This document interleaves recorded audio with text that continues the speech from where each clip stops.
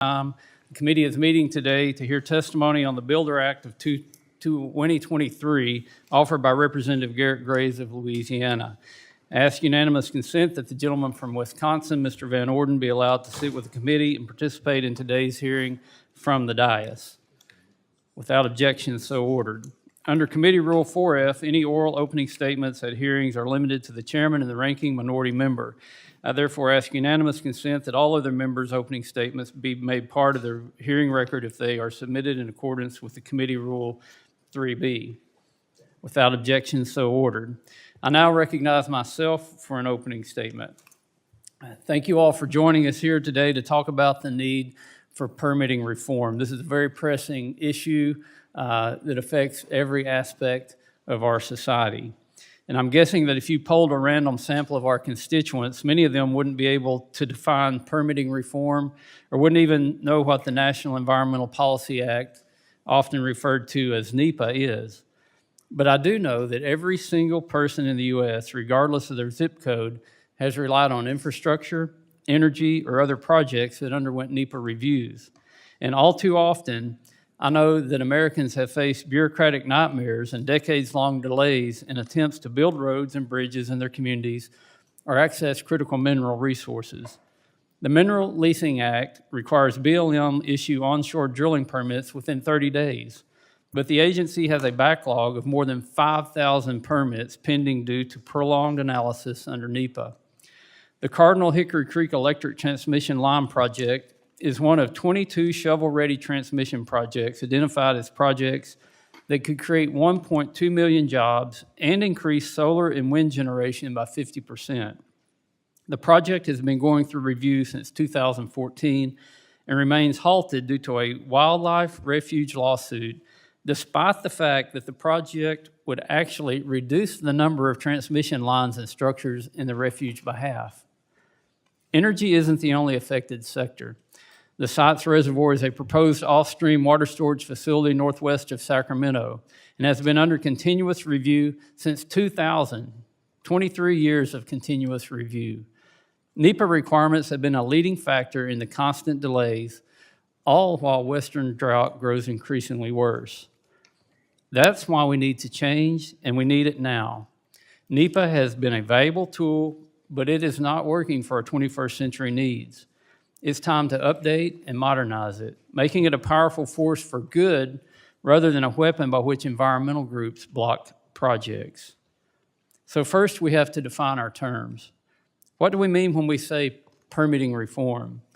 The current permitting process is filled with repetitive, duplicative assessments and lengthy processing times, making it difficult to plan and build projects efficiently. We want to amend NEPA, not gut it, or worse yet, eradicate it, and make a law that provides robust environmental protections without bogging down projects in rounds of red tape and litigation. The simple fact is we cannot reestablish energy independence or even meet President Biden's clean energy and emission goals without reform. Every kind of energy source, from oil and gas to minerals to wind and solar to nuclear, falls prey to NEPA. Take the Inflation Reduction Act as the most recent example. This bill funneled a staggering $369 billion in funding over 10 years from everything from heat pumps to battery storage to hydrogen and offshore wind. Most of it will not be possible without the ability to permit and build efficiently. It's baffling that many of my Democratic colleagues seem content to let the status quo choke out American innovation and ingenuity, including the very renewable projects they claim to support. That's why the Builder Act is a necessary component of any permitting reform discussion. It clarifies and updates complicated terms, eliminates repetitive processes, and imposes reasonable timelines to prevent reviews from dragging on. I ask any member on the Democratic dais, if not NEPA reform, then what? How will we achieve a single one of your clean energy goals, I'll say our clean energy goals, if companies can't get the permits to build the necessary infrastructure?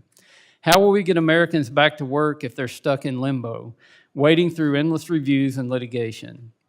We invited the Council of Environmental Quality to testify before us today and answer these very questions. The empty chair you see at the witness table tells you everything you need to know about how willing this administration is to back their talking points with facts and science. People act like we have no choice but to shoulder these burdens, slowing down our development while China leaps us in energy production. I don't believe that for a second. I'm proud to support these common sense, science-based proposals. America has a bright future ahead if we will just get out of our own way. And I want to thank the gentleman from Louisiana for all the hard work that he's put into this bill. I think he would be the first to tell you it's not finished yet. We need to have these hearings. We need to have input. And this needs to be a bipartisan effort. For the good of the country, I challenge us to work together to come to some kind of reform so that we can actually get things done. With that, I want to recognize the ranking minority member, Mr. Grijalva, for any statement he may wish to make. Thank you, Mr. Chairman. Feels like a little like deja vu.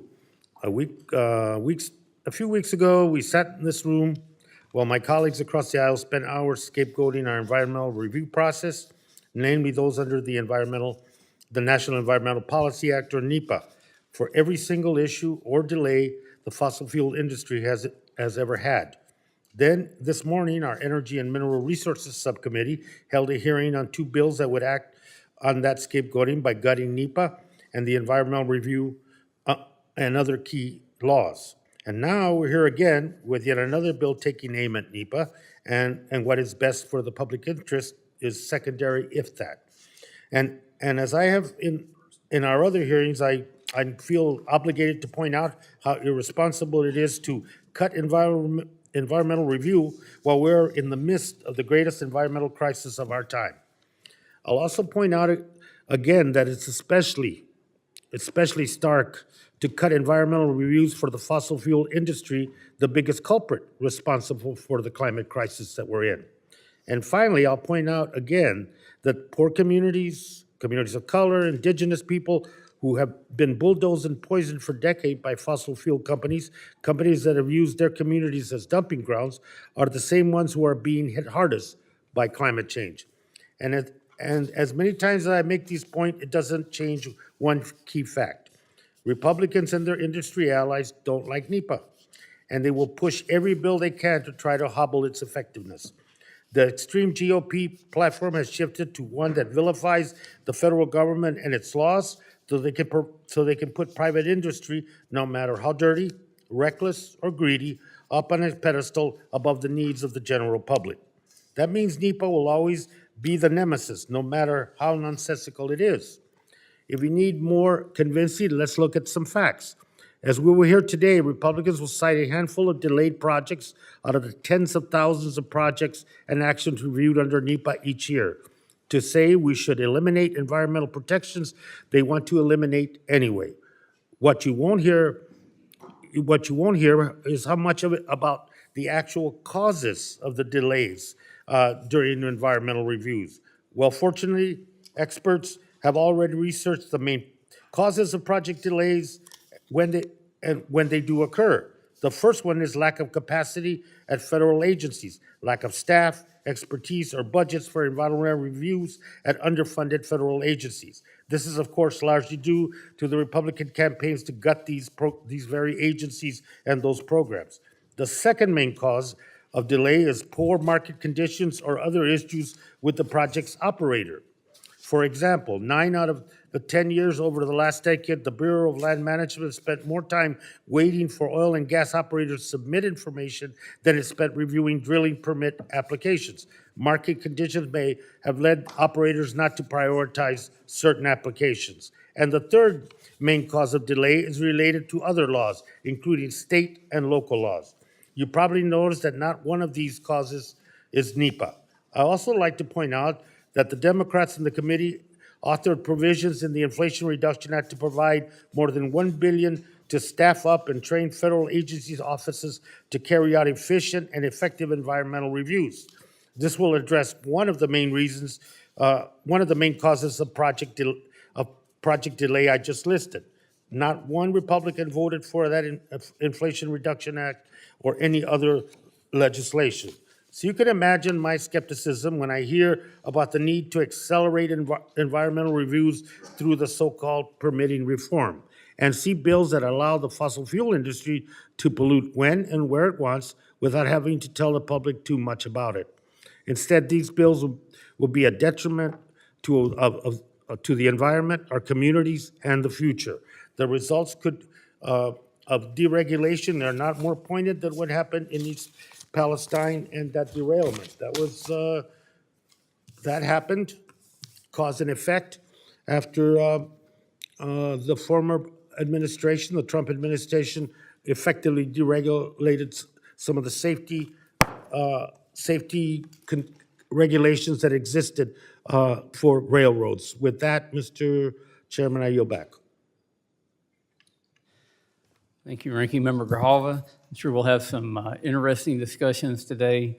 Maybe we can find out why billions of dollars were poured into ineffective agencies and the results haven't changed.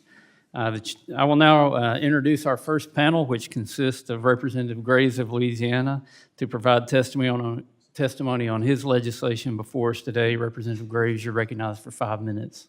Thank you, Mr. Chairman, and I want to thank you and thank the ranking member for opening statements. I think that each of your opening statements indicated the need for fundamental reform to our permitting process, our regulatory process.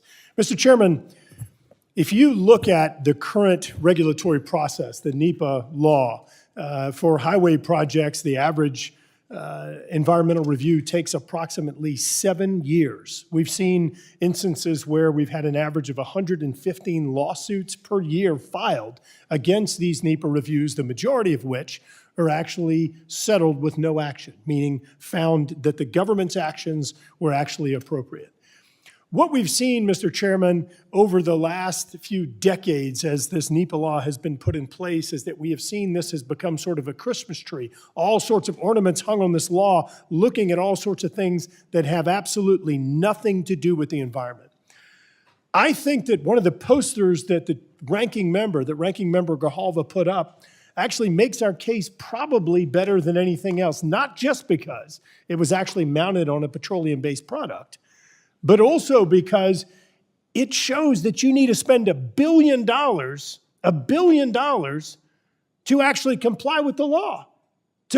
You're giving agencies $1 billion to look at environmental impacts. Mr. Chairman, here's the reality. The majority of projects carried out across the United States today are done without a NEPA review. They're done without a NEPA review. Why is that? Because you have certain threshold criteria that triggers NEPA. You have things like, are federal funds involved? Are federal resources implicated? Are federal lands involved? Those are some of the threshold criteria that actually trigger NEPA. So the reality is, if you're not triggering federal permits, federal resources, then and you're not using federal dollars, then you don't carry out a NEPA analysis. So if that's the case, if the majority of projects being carried out across the United States today are being done without a NEPA analysis, and we don't see this wholesale trashing of our environment, then why is this legislation to streamline this law, to pull it back to the original intent and truly focus on environmental outcomes? Why is this bad? But Mr. Chairman, don't take my word for it. Don't.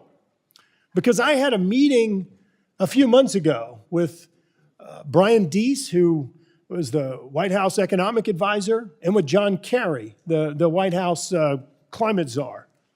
We're in the meeting, John Kerry and Brian Deese said, you know what, we need permitting reform, meaning they did, the White House did. They went on to explain that through ARA, the American Rescue Act, the infrastructure bill, and through the Inflation Reduction Act that I'll just make a little parenthetical on, the Inflation Reduction Act, I know, Mr. Huffman, your favorite quote is that John Kerry actually said that it has nothing to do with inflation. But the Inflation Reduction Act, those three bills, that they said that cumulatively they set aside $610 billion for this energy transition, and that they were going to be incapable of actually delivering it without permitting a regulatory reform. I got to be honest, I didn't think I'd be sitting here saying, listen to Brian Deese and John Kerry, but Mr. Chairman, I think they're right. I think that we need litigation reform. I think that we need permitting reform. And it doesn't matter if we're trying to restore coastal wetlands and restore ecological productivity in coastal Louisiana. It doesn't matter if we're going to try and triple the transmission grid for this newly designed electrical transmission system that's going to be allowing us to send not just electricity from conventional fuels, but also from renewable sources like wave and wind and solar and geothermal and other sources, nuclear. But we're going to have to triple all of the energy grid that's out there today. We're going to have to triple it in order to facilitate, in order to realize the, quote, benefits of this energy transition. The reality is that we will approximately never finish that project. You can't implement it under these conditions. So projects to actually benefit the environment, like restoring coastal Louisiana, projects that are designed to reduce emissions, like deploying new energy sources, those are actually thwarted by the very law that is supposed to be protecting our environment. Think about that for just a minute. This bill takes common sense approach. It doesn't block public participation. It respects, and I think increases the focus on environmental outcomes. It stops frivolous lawsuits, and at the end of the day, Mr. Chairman, most importantly, it helps us move forward on projects that actually achieve outcomes that are positive. Because at the end of the day, projects don't achieve benefits until they're actually implemented. So with that, Mr. Chairman, I look forward to hearing from witnesses and yield back. Thank you, Mr. Graves, and thank you again for all the work you've put into the bill, and I'm sure additional work that will continue to go into it on this very important subject. We'll now move on to our second panel of witnesses, and let me remind witnesses that under committee rules, they must limit their oral statements to 5 minutes, but their entire statement will appear in the hearing record. When you begin your testimony, please press the on button on the microphone. We do use timing lights. When you begin, the light will turn green. At the end of 5 minutes, the light will turn red, and I'll ask you to please complete your statement. I'll also allow all witnesses to testify before member questioning. I will now introduce our witnesses. As I mentioned in my opening statement, our first witness today was supposed to be Ms. Brenda Mallory, the chair of the White House Council on Environmental Quality, or CEQ. And CEQ plays a very important role in the discussion that we're having today. However, as you can see, nobody from CEQ has decided to join us today. They couldn't even find an assistant or somebody else. Maybe they all haven't come back to work yet. Maybe they don't want to come to a public hearing. But it's really offensive that they wouldn't even show up for a hearing on the committee that has jurisdiction over many of their actions. And maybe they think they got all the money in the last Congress and they can just blow us off. But if anybody from CEQ is watching, this won't be the last that you hear from us. Mr. Chairman, could I make an inquiry about that? Not Parliamentary inquiry about when you invited the CEQ chair, because the custom is 2 weeks' notice. I'm just wondering if you complied with that customary notice period. They were given ample time to be here. Did you comply with the customary 2 weeks' notice? Because Yep, we gave them the 2 weeks, but you'd think we this didn't would be even have a important discussion enough. draft until a little over a week ago. So I find it hard to imagine that you provided them a draft. Use of the your bill. imagination, Mr. Huffman, as we move on here. This committee would greatly benefited from the testimony of CEQ in this process. Instead, again, they have chosen to ignore the invitation of our committee and refuse to engage in an opportunity to educate and explain the Biden administration's position on permitting challenges that are impacting our nation. Maybe they don't see a challenge. Maybe they think it's working just like it should. They have also been ignoring legitimate congressional oversight. I ask unanimous consent to submit for the record a letter we previously sent in October asking CEQ to provide a list of their rulemakings and the specific congressional authorities for each rule in light of the Supreme Court decision, West Virginia versus EPA. CEQ has not responded to this request for over 3 months. Without objection, so ordered. However, I am looking forward to hearing testimony from the witnesses who did decide to join us today. With that, I will recognize Representative Van Orden for 30 seconds to introduce our first witness. Thank you, Chairman Westerman. It's an honor for me this afternoon to introduce one of my constituents, Mr. John Carr. He's the Vice President of Strategic Growth for Dairyland Power Cooperative in La Crosse, Wisconsin. As Vice President, John leads Dairyland's Resources Planning Division and oversees strategic load growth, mergers, and power supply acquisitions. Dairyland is a critical component of Wisconsin's energy market, providing power for a multitude of co-ops across my district and the region at large. They're also a member of the Mid-Continent Independent Systems Operator, a transmission service that operates critical transmission systems and essentially dispatched market across the Midwest. Electric co-ops are the backbone of reliable power in rural America, especially in Wisconsin, and ensuring that these systems are able to be upgraded in a timely and cost-efficient manner is critical for millions of Americans. I look forward to hearing John's testimony and working with you hand in hand, sir, and the rest of the committee to ensure that innovative energy solutions are not being upheld by bureaucracy and unnecessary red tape, so that our co-ops can continue to provide reliable energy that is both affordable and as clean as possible. I yield back. I now recognize Mr. Carr for 5 minutes. Thank you, Representative Van Orden, Chairman Westerman, and Ranking Member Grijalva, and members of the committee. Thank you for the opportunity to participate in this hearing. My remarks and testimony today are on behalf of both Dairyland and the National Rural Electric Cooperative Association. Electric co-ops provide reliable and affordable service to 42 million Americans, including many of your constituents. We are currently working to meet our consumer demand by bringing additional renewable energy and renewable supporting energy online.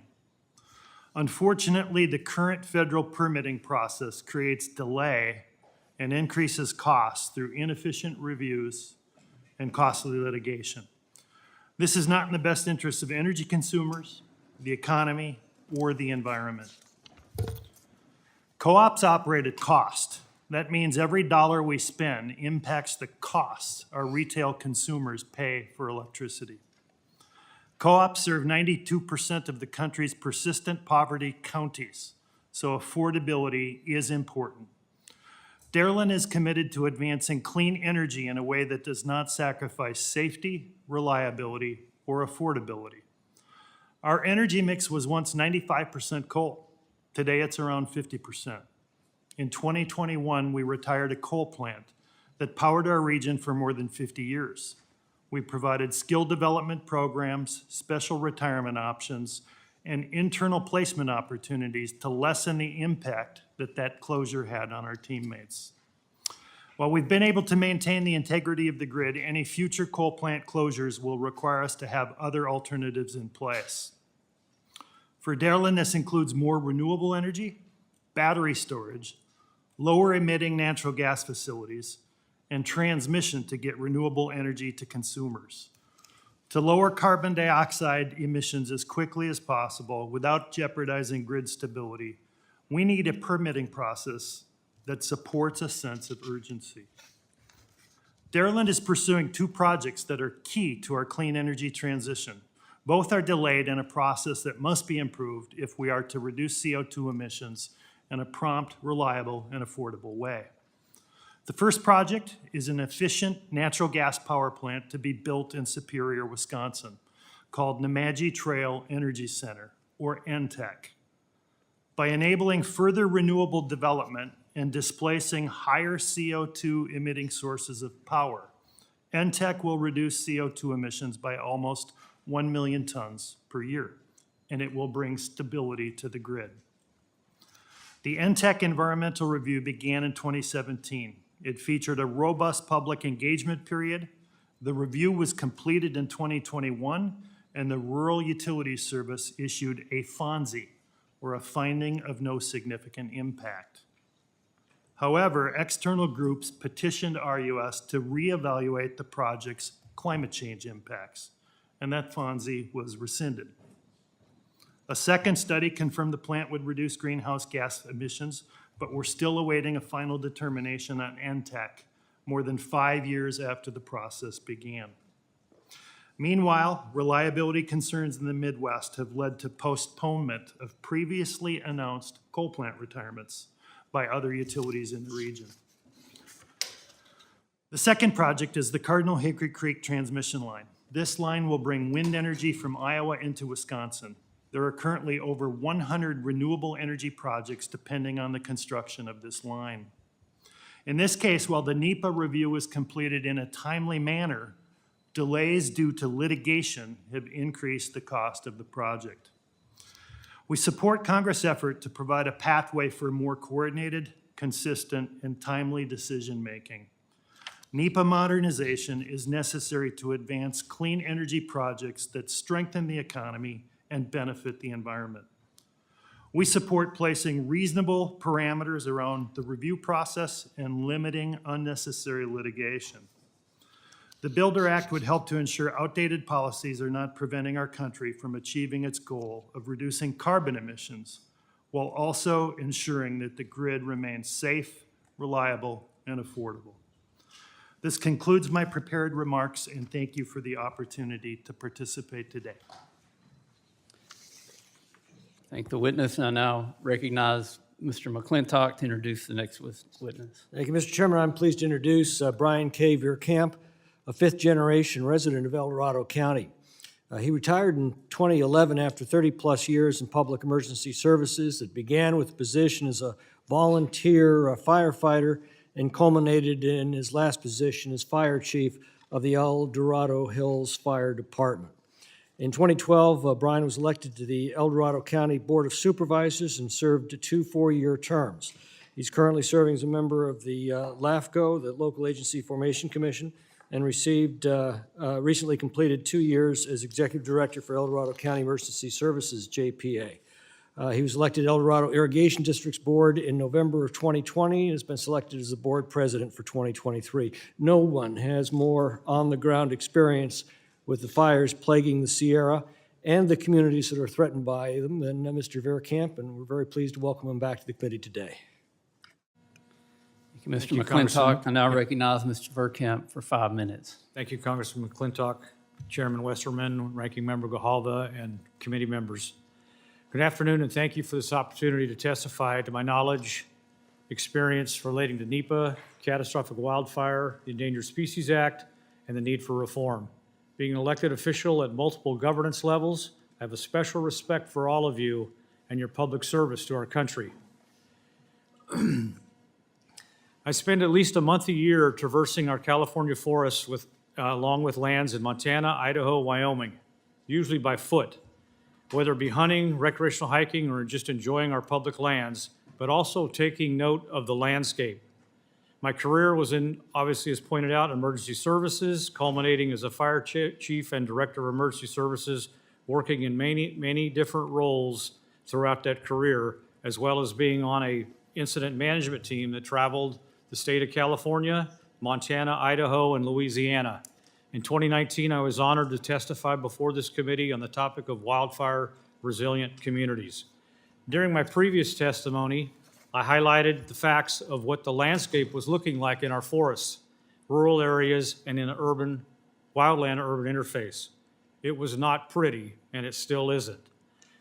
Since that testimony, we've experienced some of the most catastrophic wildfires in history. The Dixie Fire, Butte, Lassen, Shasta, and Tehama counties, 90-plus days, 963,000 acres. Caldor Fire, El Dorado, Amador, and Alpine counties, 70 days, 220,000 acres. A trestle project, fuel modification project, in progress for 4 years, completed by the devastating Caldor Fire. This fire completely wiped out the towns of Grizzly Flat, our wildlife habitat, including the spotted owl, a grammar school, a major ski resort, and so much more, including our major water supply to El Dorado County, our flume system. The Moose Fire, Lemhi County, Idaho, 100 days, 130,000 acres, all in the Salmon River watershed. Mosquito Fire, Placer and El Dorado County, 60 days, 76,000 acres, all again in our watershed areas. These fires have been responsible for civilian deaths, major economic loss to the tax base of these areas, disruption and devastation of our public education systems, devastation of our forests, wildlife, and habitat, not to mention drinking water supplies, the watersheds, and to me, the most two important items, and I think they would be to you as well, the suppression costs of billions of dollars and the damage, catastrophic damage to our environment. The fires of 2020 in a UCLA study wiped out 17 years of greenhouse gas reduction work. Think of what the fires since that have done. Just think, the facts are coming forward. The consequences to public health, education, drinking water economics far outweigh any benefit realized by our current NEPA protection guidelines. And I'm not saying they need to be gutted. There just needs to be some reform. The protections of NEPA and the Endangered Species Act handcuff our ability to get things done in a timely manner. If we don't speed up processes and streamline them, there won't be any habitat, forests, or environment left to protect. My grandfather, George Wagner, 1899 to 2001, discussed with me on many occasions the issue of land management. And during his era, they learned from our Native Americans and others to use fire as a tool, do certain things like girdle trees when young, graze animals, harvest timber as a crop, create fuel breaks, and this was how they managed the landscape. So what do we need to do? We need to support language such as in this act. A current example, case in point, was in the Tahoe Basin. Thanks to a NEPA categorical exclusion, it created 10,000 acres to expedite the NEPA process so that work could get done in a timely manner. This streamlined authority was brokered by Senator Feinstein and Congressman McClintock and signed into law by President Obama, and it was a major factor in stopping the Caldor fire before it completely annihilated the Tahoe Basin, one of our biggest jewels in this country. Through the years, I've had many conversations with local forest supervisors, one this morning at the United States Forest Service building that now is working here in DC, and the challenge of NEPA and the lack of funding prohibit any progress from being made in a timely manner, and the catastrophic results are obviously as mentioned. We tend to spend forever trying something newfangled or reinventing science or waiting for new science. The facts are in the history behind us, and we should take advantage of that history. I was blessed and had an ability to recently review the Wallace, Idaho area and the Pulaski Trail, if anybody's ever been there. The Great Fires in the inland Northwest in 1910 consumed over 3 million acres, and there were devastation, just as we see up here on the TV monitors. And along there, the trail, the kiosks speak of the massive vegetation buildup prior to those fires. It was sort of ironic because those kiosks today relate to the massive vegetation that's still there. You can barely hike the trail. In conclusion, reform is needed, and we must work together to do it. The landscape is very critical to us. Our watersheds are critical to us, and the like. I'd like to leave you as well with just a few of my truisms, one of them from my grandfather. An ounce of prevention is worth thousands of pounds of environmental cure. Per my grandfather, manage the land, and it will manage you, and we're seeing that result today. And the question, NEPA, at what cost? Thank you for this opportunity, and I'll be available for questions as well. Thank you. Thank you, Mr. Verkamp. I now will introduce Mr. John Beard Jr., who is the founder, president, and executive director of the Port Arthur Community Action Network in Port Arthur, Texas. Mr. Beard, you're now recognized for 5 minutes.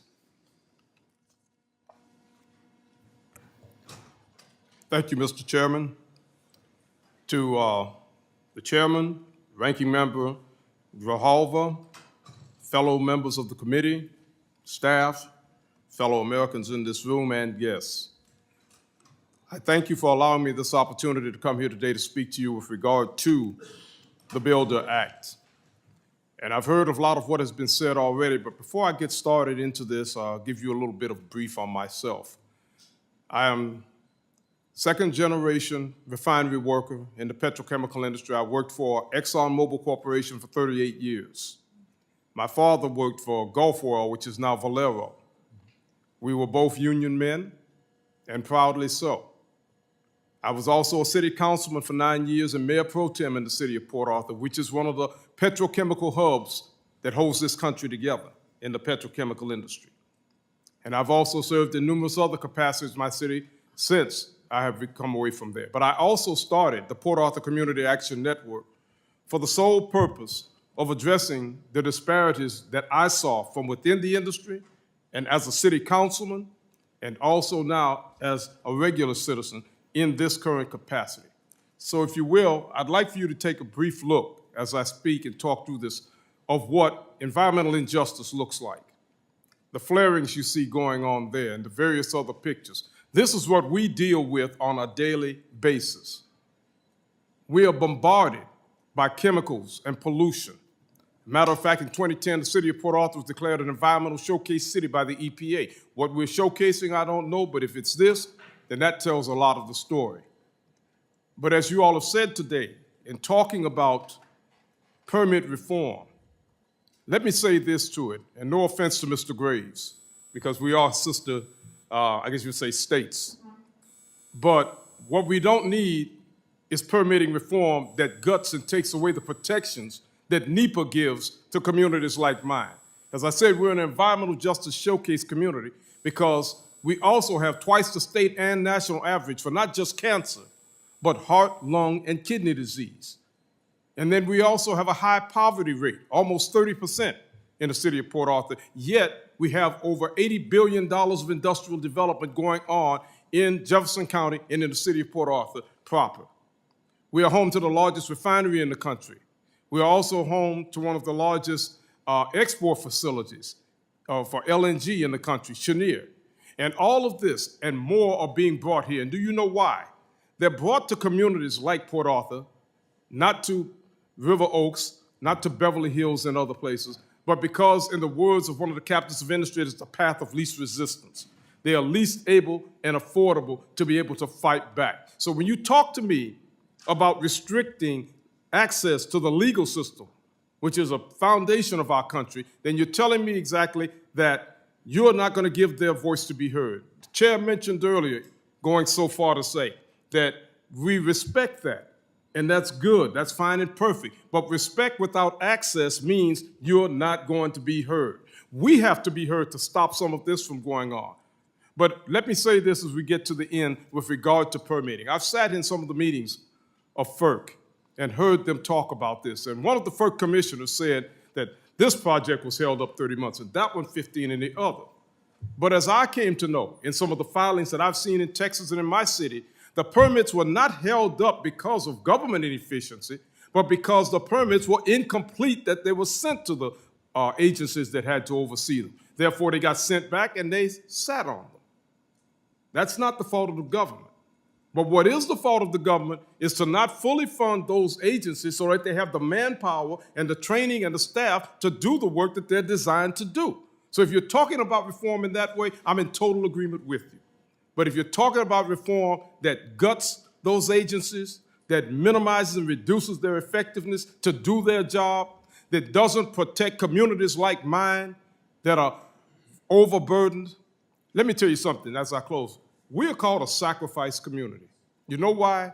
Because America, to have oil and gas and drive planes and cars and fly and go places, that's what we have to put up with.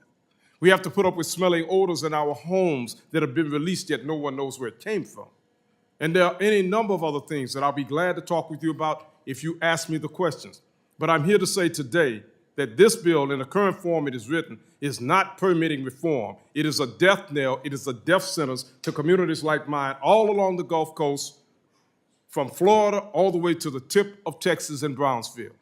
Those communities deserve and need protection, not weakening the protection. Strengthen it so we can do this thing and have an energy transition that is clean, green, and helpful, but not to where we allow industry to have a blank check and continue what you're seeing there. Thank you. Thank you, Mr. Beard, for your testimony. And again, our hearing today is on NEPA, not on the Clean Air Act or FERC. And I want to finally introduce Mr. Keith Pugh. He's the president of the American Public Works Association from Asheville, North Carolina. I very much look forward to hearing his testimony. Fellow engineer, Mr. Pugh, you're now recognized for 5 minutes. Chairman Westerman, Ranking Member Grijalva, members of the committee, Thank you for the opportunity to provide testimony on reforming NEPA. I am Keith Pugh and proud to serve as president of the American Public Works Association, which represents over 30,000 public works professionals. 1988, I started my career as a municipal engineer and worked my way up to Director of Engineering Services for the city of High Point, North Carolina, position I held for 15 years. Today, I continue my work with Withers Ravenel, a 100% employee-owned multidisciplinary civil and environmental engineering firm that delivers services across North Carolina. APWA members serve in the public and private sectors, providing expertise on local, state, and federal levels. They plan, design, build, operate, and maintain transportation, water systems, sanitation, public buildings and grounds, emergency planning and response, and other structures and facilities essential to our economy and our quality of life. Since NEPA was enacted, environmental protection has become a prime consideration in infrastructure. Like any policy that has been in place for 5 decades, NEPA should be updated to address current societal needs and to maintain adequate environmental protections. And as reported by CEQ, for federal highway projects, the average length of a final EIS was 645 pages, and NEPA reviews took 7.3 years. The increased time and page length is due to administrative burdens placed on communities investing in their infrastructure.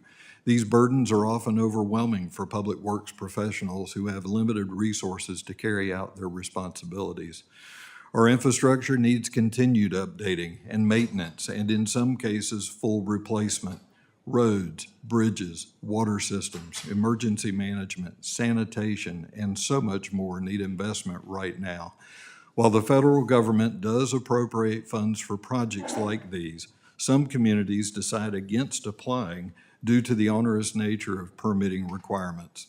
In my experience, anytime federal funds were introduced into a project, we immediately added at least 25% to our budget. Most agencies can't handle the additional documentation, so they seek outside assistance, which automatically increases the overall cost further. Some communities that cannot access other financing sources rely on federal funding and end up spending a large portion of the project dollars on the permitting requirements. In the worst cases, communities defer maintenance until infrastructure fails.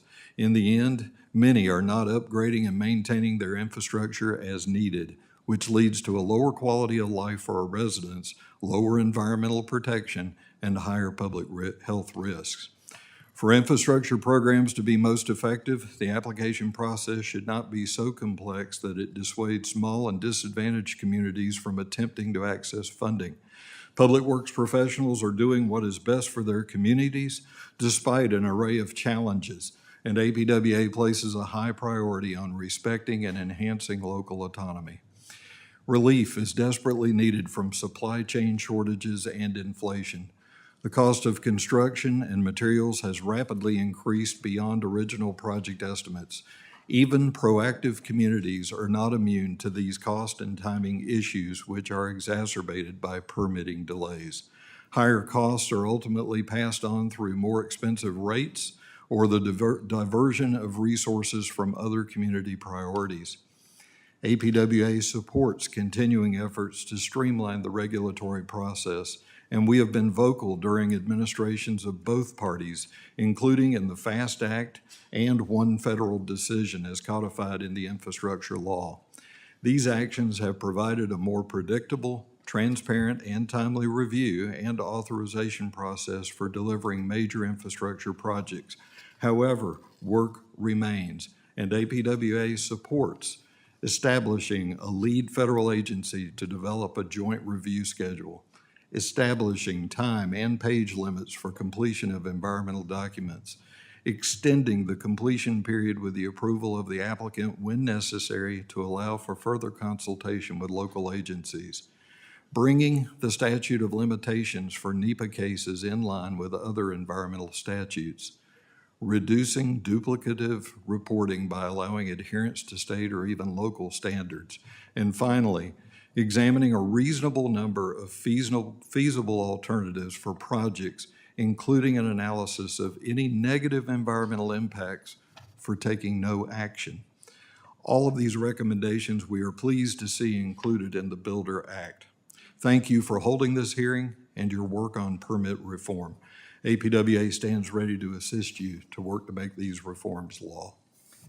Thank you, Mr. Pugh, and thank you again to all of our witnesses, not only for your oral testimonies, but for your written testimonies. I took time and read every one of your testimonies and really appreciate you. The testimony I didn't read, though, was the one that CEQ wrote and sent over here, because not only did they not come to our committee, they didn't even submit a written testimony, which tells me they are either ashamed of what they're doing, they don't know what they're doing, or they don't care what we're doing.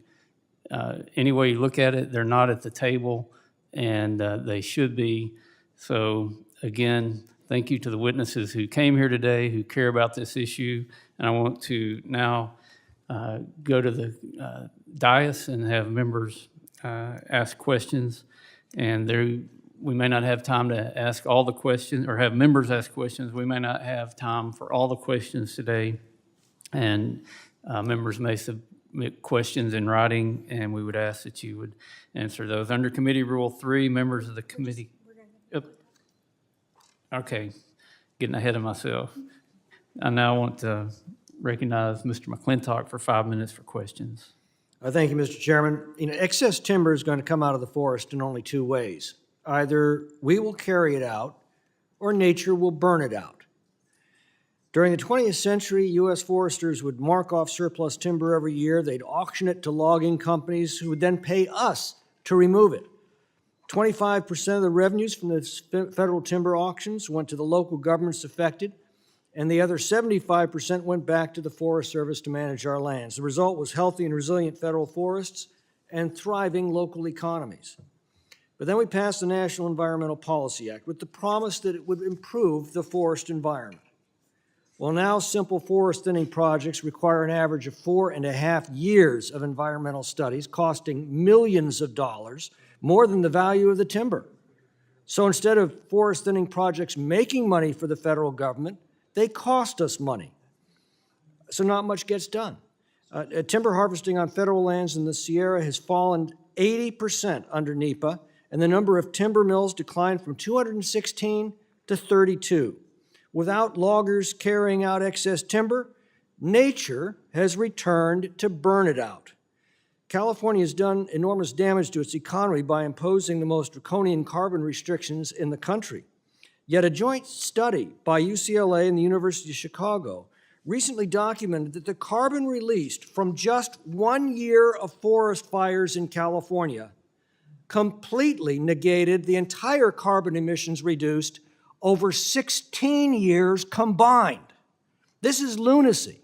When a law not only doesn't achieve its purpose, but becomes counterproductive to its purpose, it is long time to alter or abolish it, and that time is long overdue for NEPA. The categorical exclusion from NEPA that was originally contained in my H.R. 3382 was included in the WIN Act in 2016. That measure provided for a categorical exclusion from NEPA for forest thinning projects in the Tahoe Basin. It reduced the study time required by NEPA from 4 years down to less than 4 months, and the environmental reports from 800 pages down to a few dozen. Over the last 5 years, the Tahoe Basin Management Unit has increased the removal of excess timber from 1 to 2 million board feet a year to an average of 9 million board feet under this authority, and the treated acreage in the Tahoe Basin is now tripled. As Mr. Verkamp said, when the cholera fire hit one of these treated tracts, it lay down and was stopped before it could wipe out the city of South Lake Tahoe. The town of Grizzly Flats wasn't as fortunate because they weren't covered by this legislation. For decades, NEPA held up a similar treatment project that experts warned was absolutely essential to protect that town. The Trestle project was delayed so long that it couldn't be implemented by the time the Caldor fire utterly incinerated the entire town of Grizzly Flats. We desperately need to extend the categorical exemption from NEPA to all federal lands. My bill to do so in this session is awaiting hearing in this committee, and I hope that we'll see it on the floor without delay. Until then, we have this bill, that would at least set time limits on environmental reviews to 2 years and limit the size of the studies to about 150 pages. After 50 years of experience with NEPA, the results are devastating. Entire communities wiped out by catastrophic fire, countless species habitats destroyed, millions of acres of forest laid waste. The environmental left promised us that NEPA would protect our forests. Instead, it's destroying them. Mr. Verkamp, what do you think would have happened to Grizzly Flats if the Forest Service had been able to complete the trestle project? It more than likely would have been easily defended. We have numerous abilities to fight wildland fire and defend structures, but there was just no way with all of that heavy fuel load that was present, that was targeted to be thinned, mitigated, and so forth, and more than likely would have been protected. How is it that privately held forests throughout the Sierra can be maintained at healthy densities while making money doing it, while federal lands directly adjacent to them have become morbidly overgrown and cost us money? Well, it's primarily due to the complications of the protection acts that were put into place to protect our environment and the consequences of them. Best intentions, but the consequences have turned totally negative, and we're seeing that annually now. And again, we're taking care of lots of other work for protection and wiping them out, as well as polluting our environment tremendously, as you alluded to in your study, as I did too, the UCLA study. Should we extend a categorical exclusion throughout the federal lands? Absolutely. It has to be done because, again, there's enough other protections and avenues into the way we do things today that the lands will be protected and the environment will be, the consequences will be good, and we just have gotten on the other side of that. So absolutely yes, and we can certainly do better. And there's examples of those projects occurring today because of categorical exclusions or other ways to do it that they've figured out. Now, on our private lands, we have some as well up in the Sierra Nevadas. We don't have to abide by some of these things, and we go in with a masticator or proper thinning methods and take care of the land so our cattle can graze and so forth, which at a minimum, our easements, our roadways, our critical infrastructure, our watersheds, 50% of our watersheds in the country originate on public land. They have to be protected, not incinerated. Gentlemen's time has expired. Mr. Verkamp, appreciate your enthusiastic answer there. And Mr. McClintock, I visited South Lake Tahoe, and I've seen the results on the ground of a healthy forest and a safe community because of the work that you've done. I now recognize the gentleman from California for 5 minutes, Mr. Huffman. Thank you, Mr. Chairman. I want to start with just a little bit of fact-checking. We hear so much scapegoating of NEPA every time this subject comes up, and we hear a lot of fake examples to justify it. There's probably no greater poster child for the hollowness of some of this NEPA scapegoating than Sites Reservoir, which came up in the chairman's opening remarks. Now, you would have to know nothing about Sites Reservoir to conclude that it's a NEPA problem and that it's an example of why we need to dramatically change NEPA. The truth is, and I'm familiar with sites from many, many years of California water work, this is a project that has been resizing and reinventing itself for years to try to pencil out economically. It is desperately trying to qualify for California water bond money that requires public benefits, and so they're constantly reimagining what kind of benefits they might be able to offer, and even still, even while stretching the state and federal dollars that might support it, they can't find folks willing to pay for the water, and that's been what's holding up Sites Reservoir, not even close to a NEPA problem. If anything, might be a socialism problem, the kind of socialism some folks like, but it's not a NEPA problem. Mr. Chairman, you also mentioned that the $1 billion that we put into streamlining, because we do care about moving clean energy faster, that it hasn't changed anything. Well, I think the chairman knows that was part of the Inflation Reduction Act that was only passed a few months ago. Give it a chance. I think it can and will move projects faster. That was the whole point. And Mr. Chairman, you've had great fun with the empty chair you've set up for CEQ Director Mallory. You know, you would have a point if this majority had followed the rules, the longstanding tradition of providing executive branch witnesses 14 days of legislative text review. You've got a bill here that applies to 80 different federal agencies, and my understanding is you gave her less than a week. You violated our own committee rules and House rules by giving the Democratic minority less than a week to read this bill too. So look, I would join you in Legitimate you? criticizing. No, I have limited time, Mr. Graves. I'm happy to take it up on your time. So in any event, there is nothing new here. That's the good news. So even though we didn't have the required amount of time to review the bill, there is absolutely nothing new. It is a rehash of longstanding Republican attempts to get NEPA repackaged, I guess, as a climate and energy policy platform now. It's a long history of these things. Prior incarnations of this zombie legislation have been introduced in previous Congresses by Mr. Gosar, by Ms. Cheney, Mr. Pierce, Mr. Flores, Mr. Denham. And you know, it's interesting. I know these bills come from Republican colleagues whose environmental voting scores are so low they have to be measured on the Kelvin scale. But they are great recyclers. So I want to give credit where credit is due, because you have recycled this idea time and time again. Mr. Carr, I appreciate the work that rural utilities do. I appreciate you being here. And I just want to ask you about the Cardinal Hickory transmission line. My understanding is the preferred route that was chosen does go through a federal wildlife refuge. That's a very significant part of the Mississippi Flyway. And I am told that as early as 2012, that refuge informed your cooperative that you should find a non-refuge crossing alternative, and that was known long ago. My understanding is that also you declined to include a non-refuge crossing alternative in the NEPA document. I'm just wondering if that's true and why you wouldn't at least include an alternative that didn't cross through the refuge. Even if it's not viable, including it and studying it would seem to comply with NEPA and let you move forward. Yeah, certainly. Darrell and our project partners were engaged in the study many years back. You're correct, it goes back many years. My understanding is that the study looked at numerous alternatives to crossing the upper Mississippi National Wildlife Refuge. And in fact, again, we're talking about a refuge that stretches roughly 200 and some miles north to south.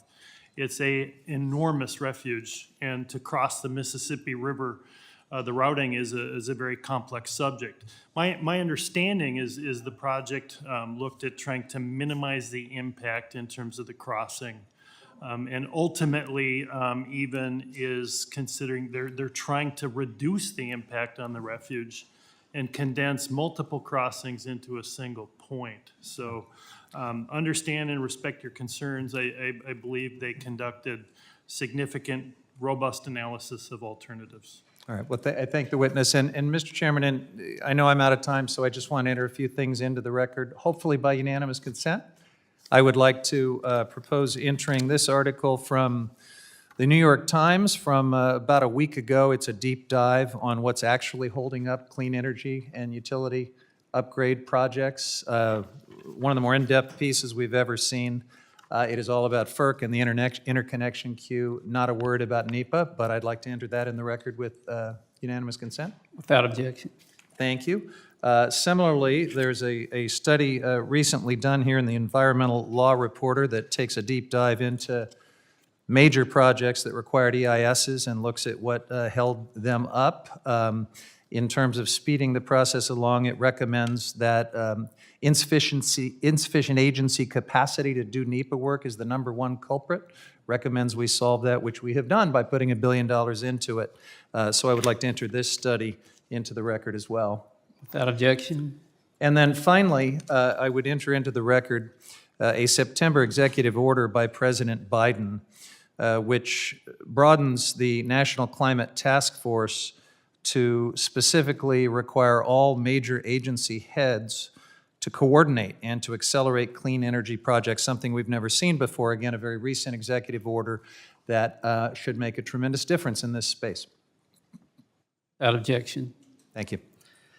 Gentlemen's time's expired, and while we're entering into the record, Mr. Huffman, so you won't have to use your imagination anymore, I'm going to enter into the record the invitation on Valentine's Day to the Honorable Brenda Mallory, Chair of the CEQ. How about the legislative text as required? To come and nice testify invitation. before our committee. We don't send Valentines, we send legislative text, Mr. Chairman. And we submitted Valentines that are nice. on time as well. We'll now go to the author of the Builder Act for 5 minutes. I recognize Mr. Graves from Louisiana. Thank you. Mr. Huffman, I got to tell you, I'm somewhat disappointed. I know that you normally hang on every word that I say and write, and this bill was actually introduced on March 21st of 2021. And so I'm not sure why you haven't had time to read it yet. I thought that it would be on your nightstand, but the bill's been around for nearly 2 years, and we did introduce it as a discussion draft, which was intentional because we wanted to have practitioners, we wanted to have experts, we wanted to have people that were on the receiving end of NEPA to come share input as well, Mr. Huffman, as other members of the Congress to share input. That way we could shape the bill to reflect that input.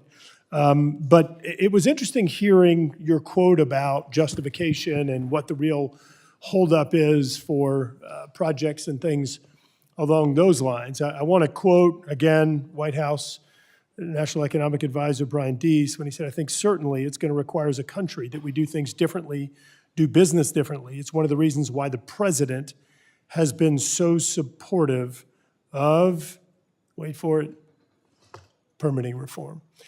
And so You want to know what that means? I'll again go back to my conversations. I do appreciate your willingness to interpret it for me, but I'm going to go back to the meeting where, from the horse's mouth, I had a meeting with Mr. Deese and Secretary Carey where they explicitly discussed litigation reform. They explicitly discussed NEPA reform. We talked about Senator Manchin's bill as well as deficiencies in that legislation. So I think that we can sit here and try and reinterpret and try and point or deflect, but the reality is that they have discussed this head on as being a key issue.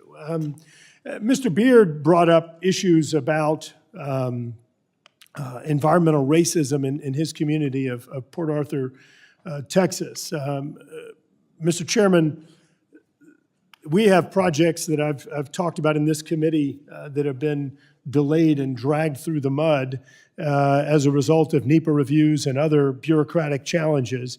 And that has resulted, my hometown with a population of approximately 53% African American, where I go home every week, where I live, to experience flooding that could have been prevented by carrying out projects to prevent floods. Just absolutely remarkable, the projects that have been stymied or delayed as a result of NEPA taking way too much time. In regard to the environment, what this legislation does, rather than giving, as Mr. Grijalva, the ranking member, put up in his poster, giving the agencies $1 billion, what this legislation does is it actually tries to refine, to focus, to concentrate the resources, the people, and the attention on the environment, on actually focusing on the environment. Not all of these other ancillary things, not all of this desk jockeying that's gone on.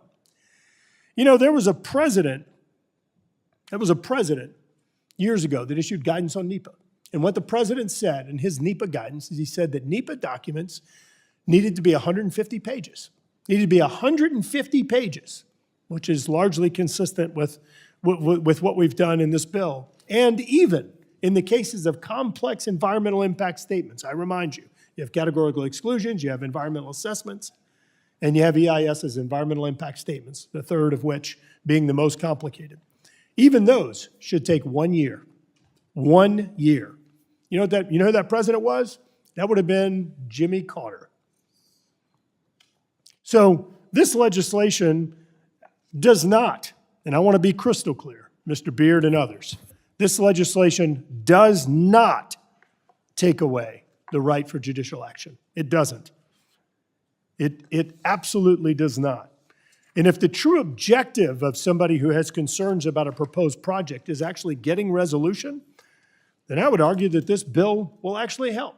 Because what it does is it forces earlier interaction. It forces people who have concerns to bring those concerns to the table earlier in the robust public participation process that this legislation preserves. So, Mr. Chairman, I'm going to say it again. Yes, I want this bill, and it's going to advance important projects for resiliency in my hometown. It's going to allow for projects related to energy development, including renewable energy projects, to move forward in a more streamlined manner with focus on the environment, not all of these ancillary things. But it is consistent with what this White House has requested, and it actually provides even more time and pages than President Jimmy Carter did.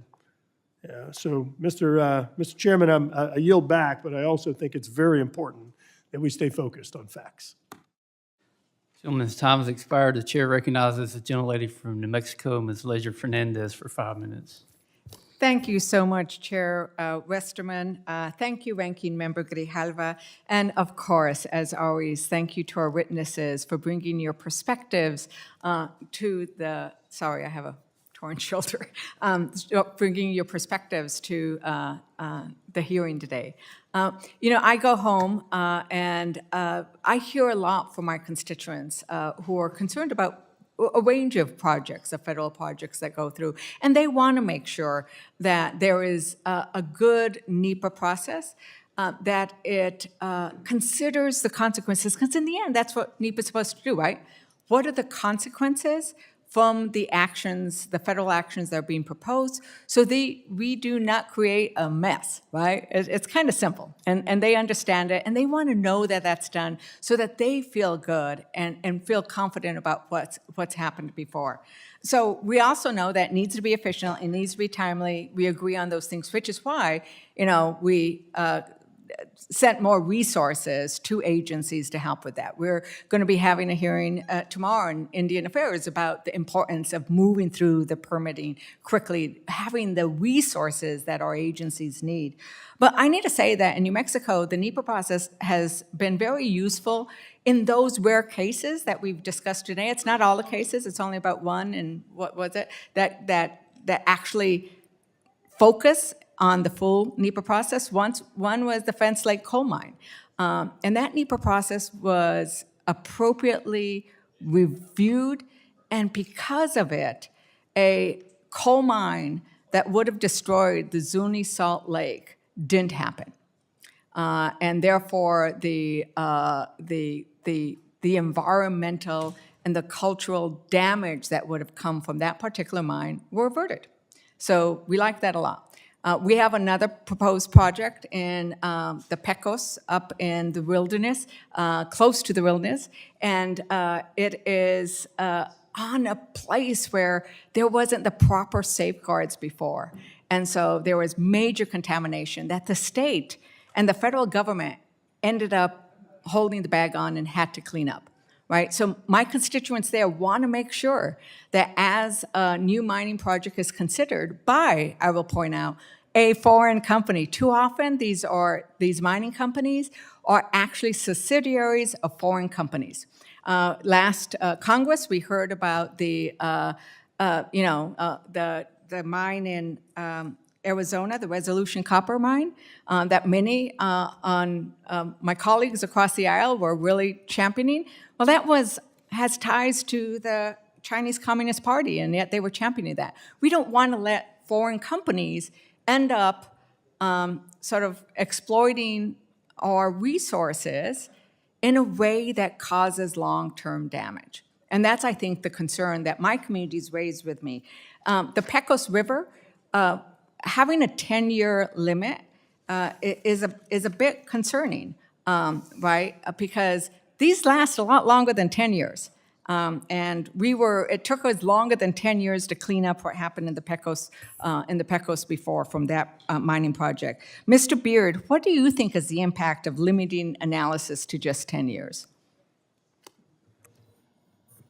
Thank you, Congresswoman. My thoughts on that is this, that by restricting them to simply 10 years, you don't take into consideration the damage that has already been done in that area before that project came along.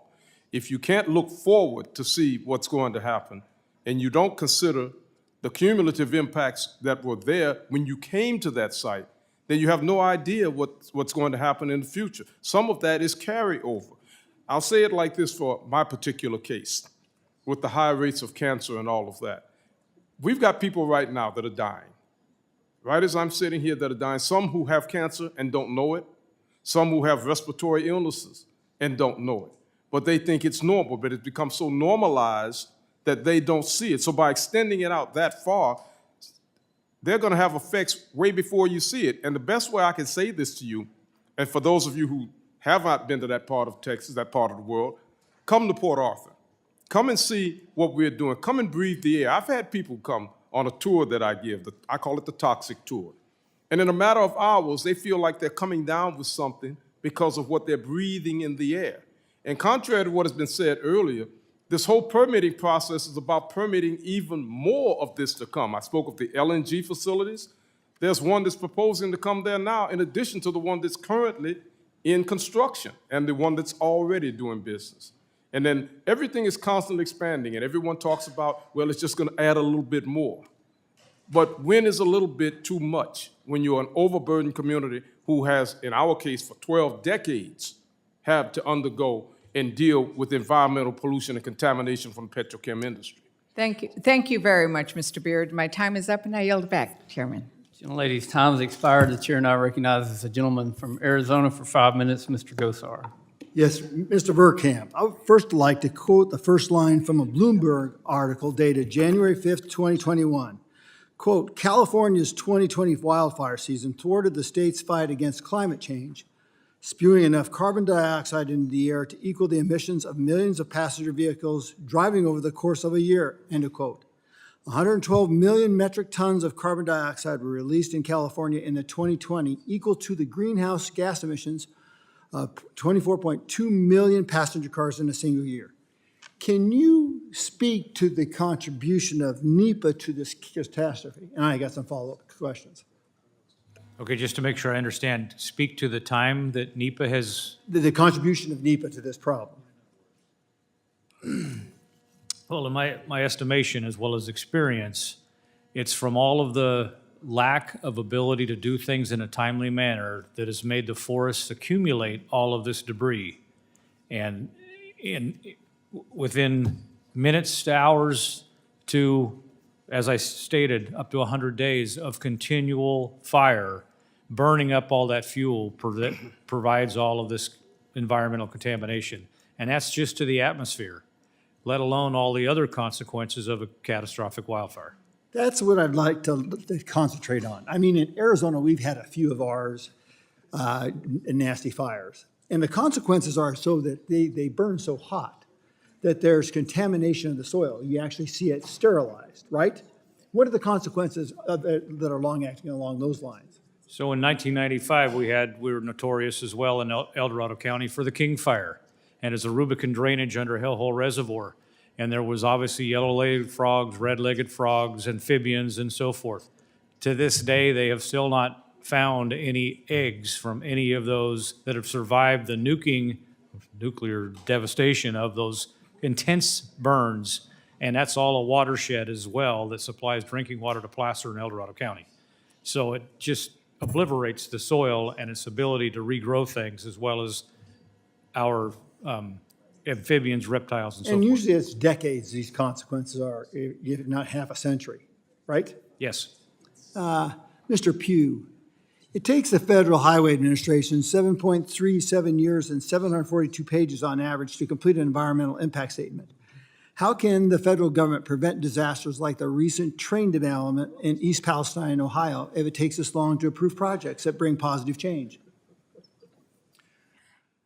Great hypothetical question. Not entirely sure where to start with an answer on that. The train derailment, I am not overly familiar with the actual instances that caused that. If it were due to some project that was supposed to improve those tracks, then I imagine anything that would shorten the permitting and review process to allow those improvements to move forward would certainly help. but I am not overly familiar with the actual instances behind that. Well, just the near backdrop of how long it takes, there's definitely a problem in trying to get access to proper conditions, right? Obviously. And with escalating costs that we're seeing right now, dollars that we have appropriated for infrastructure projects today, certainly 7.3 years from now, those dollars are not going to go as far, and we're not going to be able to do as many projects. Gotcha. Mr. Carr, the Department of Energy estimates that electricity transmission systems must be increased by 60% by the year 2030. Can this be achieved under the current NEPA requirements? Want to make sure I understood the question. I believe your question was the DOE projection is transmission growth will have to be significant to accommodate. Actually increased by 60%. 60%, thank you. So I have concerns as it relates to accommodating that kind of transmission growth. When we think about growing electric vehicles, the demand that will increase, and the timing to get these projects done where there is a federal action, I would be concerned in that kind of growth scenario. So just go through the interior, which is the biggest problem. Bureau of Reclamation takes 5.32 years on average. National Park Service, 6.64 years. U.S. Fish and Wildlife Service, 4.75 years. Bureau of Land Management, 4.36 years. U.S. Forest Service, 3.31 years. So I think we got problems. I yield back. The gentleman yields back. The chair now recognizes Ms. Comlager-Dove for 5 minutes. Thank you, Mr. Chair, and thank you, Ranking Member. So in California's 37th Congressional District, which I represent, we are witnessing a public health crisis. According to the American Lung Association's recent report entitled State of the Air, the Los Angeles-Long Beach region ranked highest for ozone pollution, 5th for annual particle pollution, and 8th for daily fine particle pollution. This means that every single day my constituents are breathing in air that is toxic. It has significant rates of pollution known to cause adverse health effects. Asthma, cardiovascular disease, lung cancer, and reproductive harm. I can't tell you how many toxic tours I've been on and how many town halls I've gone to where I have seen little girls under the age of 10 with metal stents in their chest because they've lived next to a Superfund site. Yet today, I feel like we are meeting to consider legislation that would fast-track the process for polluting and extractive multi-billion-dollar industries and treat them as if they are the victims. So currently, when the government wants to greenlight a project, it's NEPA that guarantees that the public is informed and that they have a say in what goes into their communities. And currently, the NEPA process directs lead agencies to prepare an environmental assessment or an environmental impact statement. Section B of this legislation adds a section that would allow for sponsor preparation, which in layman's terms to me means self-supervision, on top of barring legal challenges to categorical exclusions, limiting judicial review, prohibiting injunctive relief, just in case you didn't have enough, chits. So for me, it's almost like an ironclad death nail for anyone who cares about the environment. Mr. Beard, from your experience working in the oil and gas industry, do you believe that the industry can, has, and will effectively self-supervise and act in the best interest of public health if this bill becomes law? Ms. Comlager-Dove, I'd like to put it like this. You can't leave the fox in charge of the hen house and expect that you're going to have eggs and chickens. They can't self-police. They've proven it too many times. They don't even self-report as efficiently as they should. We've been able to, through my organization and monitoring and having eyes out there, have seen these things and reported them, only to be told that, well, nothing was wrong. But we can't trust the self-police. It just simply won't work because their interest is not in protecting the environment. It's in protecting stock and shareholders and protecting profits. And if it's done at the forsaking of the community, then so be it. We'll pay the fine, pay the fee, and go on about our business. And I've seen it too many times. Let me illustrate a case. think Mr. Verkamp or one of the gentlemen here with me talked about a fire that burned. We had one too in Port Arthur, a wood pellet silo that was used to export wood pellets to Europe and calling that renewable energy. But yet, that silo spontaneously caught fire and burned in my community for 102 days and impacted all of those people.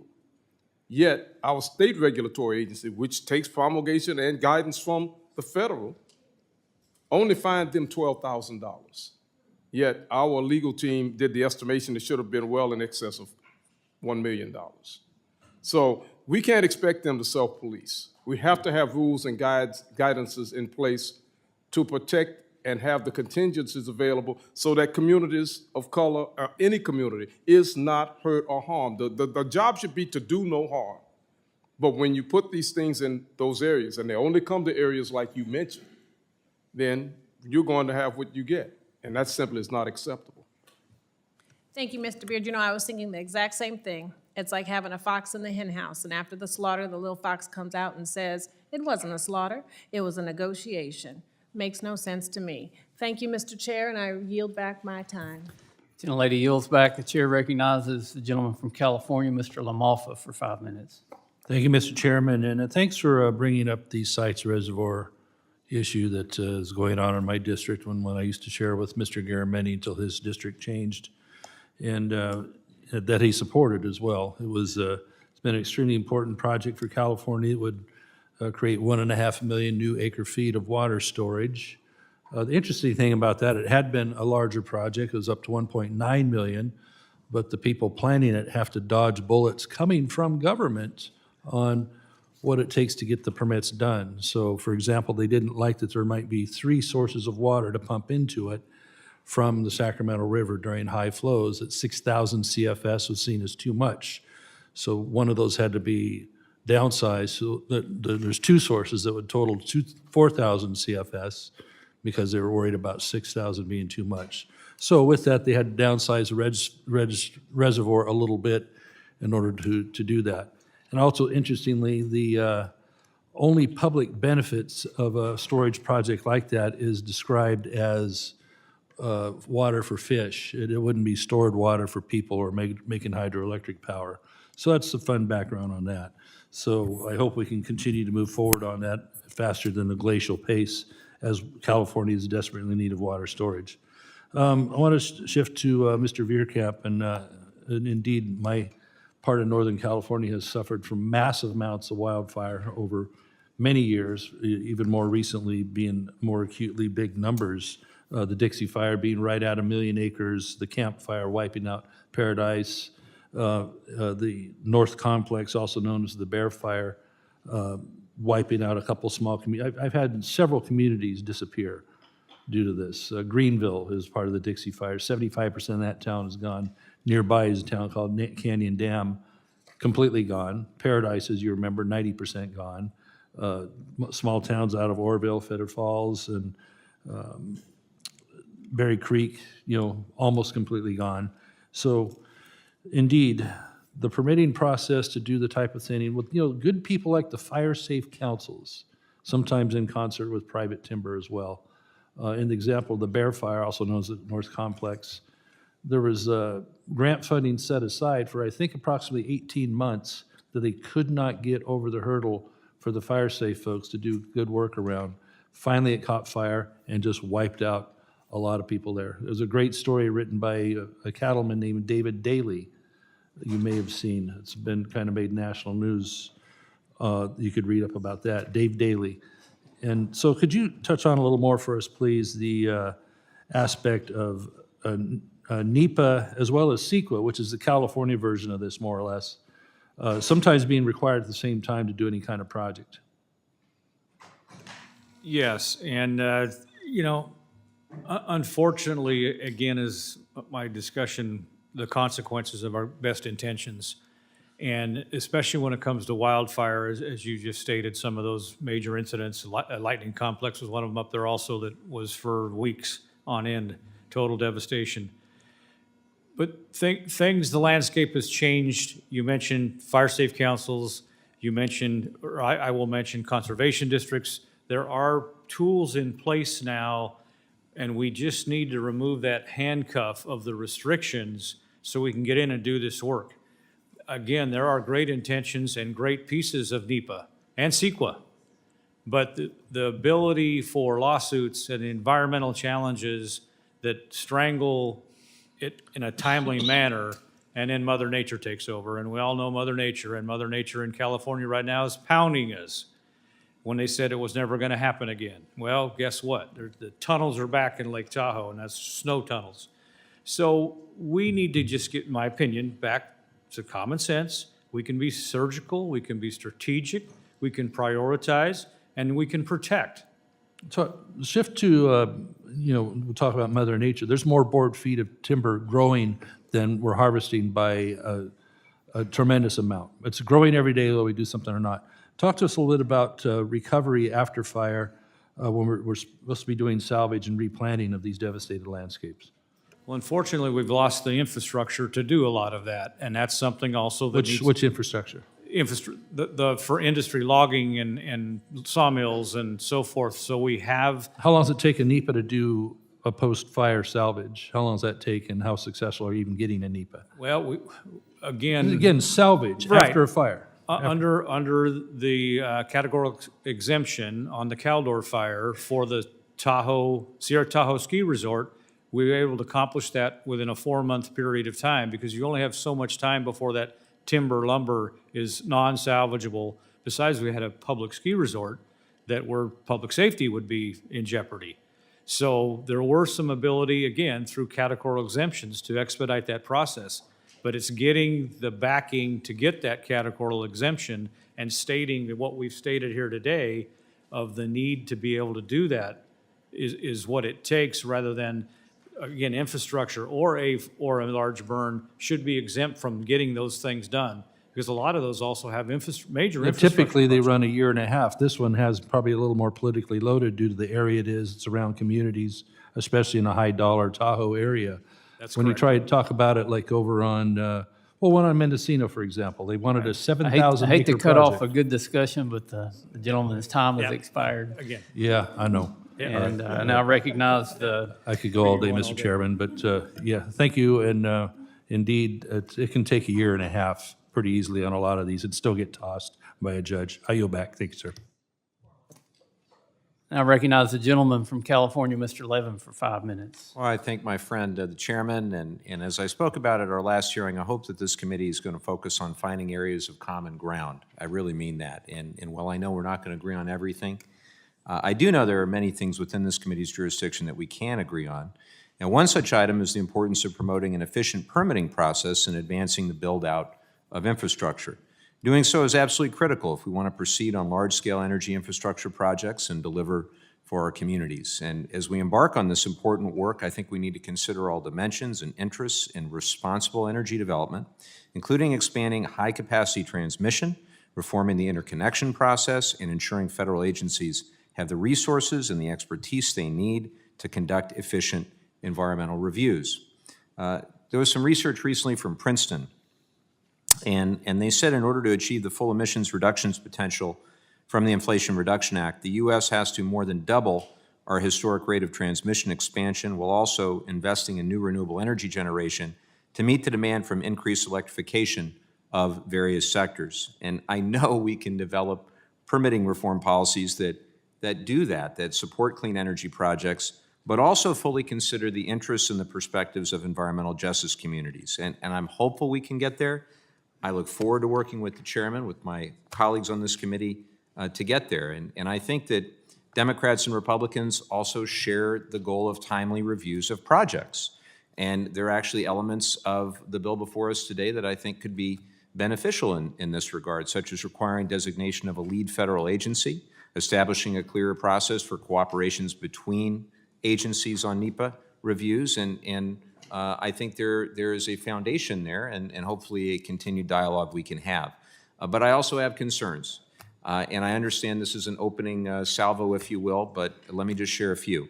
For example, any proposal to limit the scope of NEPA review, I think, requires a pretty serious discussion.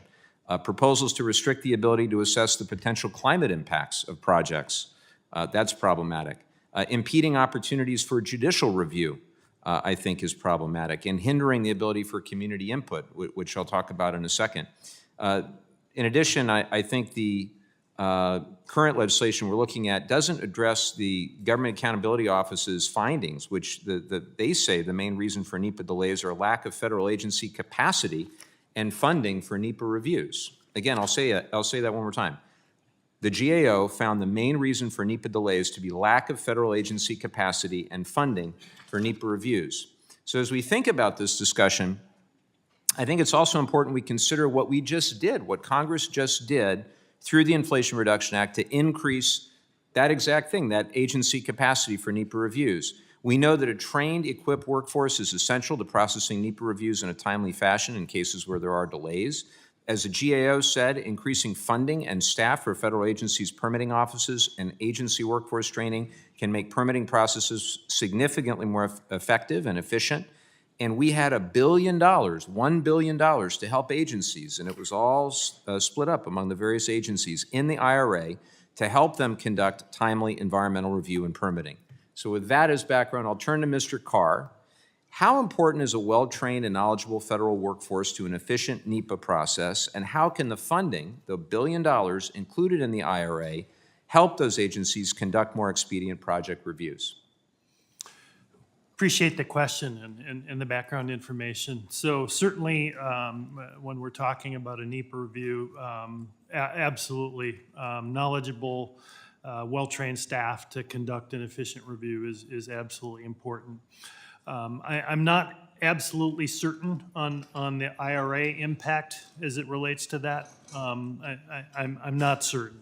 Okay. But when we talk about our own experience at Dairyland, again, in our case, the delays here, again, we mentioned earlier the Cardinal Hickory Creek project actually went through the NEPA review relatively quick. It was the litigation piece where we're hung up and stuck. In the terms of the Nemadji Trail Energy Center, it was the decision to... I'm sorry, I'm gonna cut you there because I want to make sure I get to this other point. I just want to address the myth that community input necessarily slows down projects. So I used to do this for a living, and my own experience is not always the case, but often the case, that the opposite is often true, and early engagement with impacted communities actually facilitates more efficient completion of projects by providing a way to address potential concerns early, heading off issues that may otherwise lead to time-consuming lawsuits.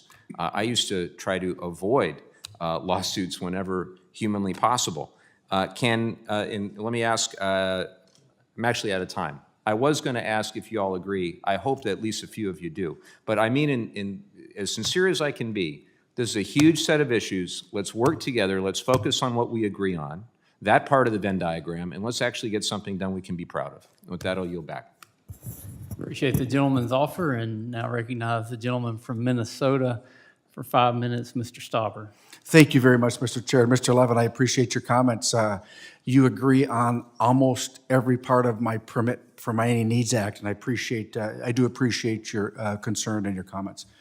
Mr. Graves, I appreciate all the work that you've done on this. You know, we've had some conversations with our witnesses and my colleagues across the aisle that talk about the project sponsor doing their own EA and EIS. Doesn't the federal agency have to sign off on it at the end of the process? That's correct, and as a matter of fact, if you go back, Mr. Stauber, and look at the charts that the placards that the ranking member put up, he talked about the inability of agencies to process all of this and having the bandwidth. So this actually provides a relief mechanism for them by using additional capacity. It would be required to be reviewed, edited, approved in accordance with federal standards before it could be publicly released. And lastly, this is entirely compatible with other federal practices where similar types of activities are done, where an applicant prepares the data and information only to be modified, approved, or rejected by the agency. Thank you for clearing that up, Mr. Graves. Mr. Carr, thank you for joining us today. It's great to see a Midwest cooperative joining us as a witness. Mr. Tiffany from the other side of the Port of Duluth and I led a letter to the administration supporting finalization of the 6.5 years and counting Nemadji Trail Energy Center, or NTEC. I'd like to enter that letter into the record, Mr. Chair. Objection. Thank you. NTEC has met or exceeded all requirements and even agreed to do a supplemental EIS, yet 6 years in, the project is still delayed. Can you discuss briefly the importance of NTEC to emissions reductions in our region? Certainly. When we think about Nemadji Trail Energy Center, it's actually a very efficient design unit. It's a combined cycle natural gas facility. And when you think about how the MISO grid works, in the case of MISO, the electric demand won't increase because Nemadji Trail is built. They're two separate things.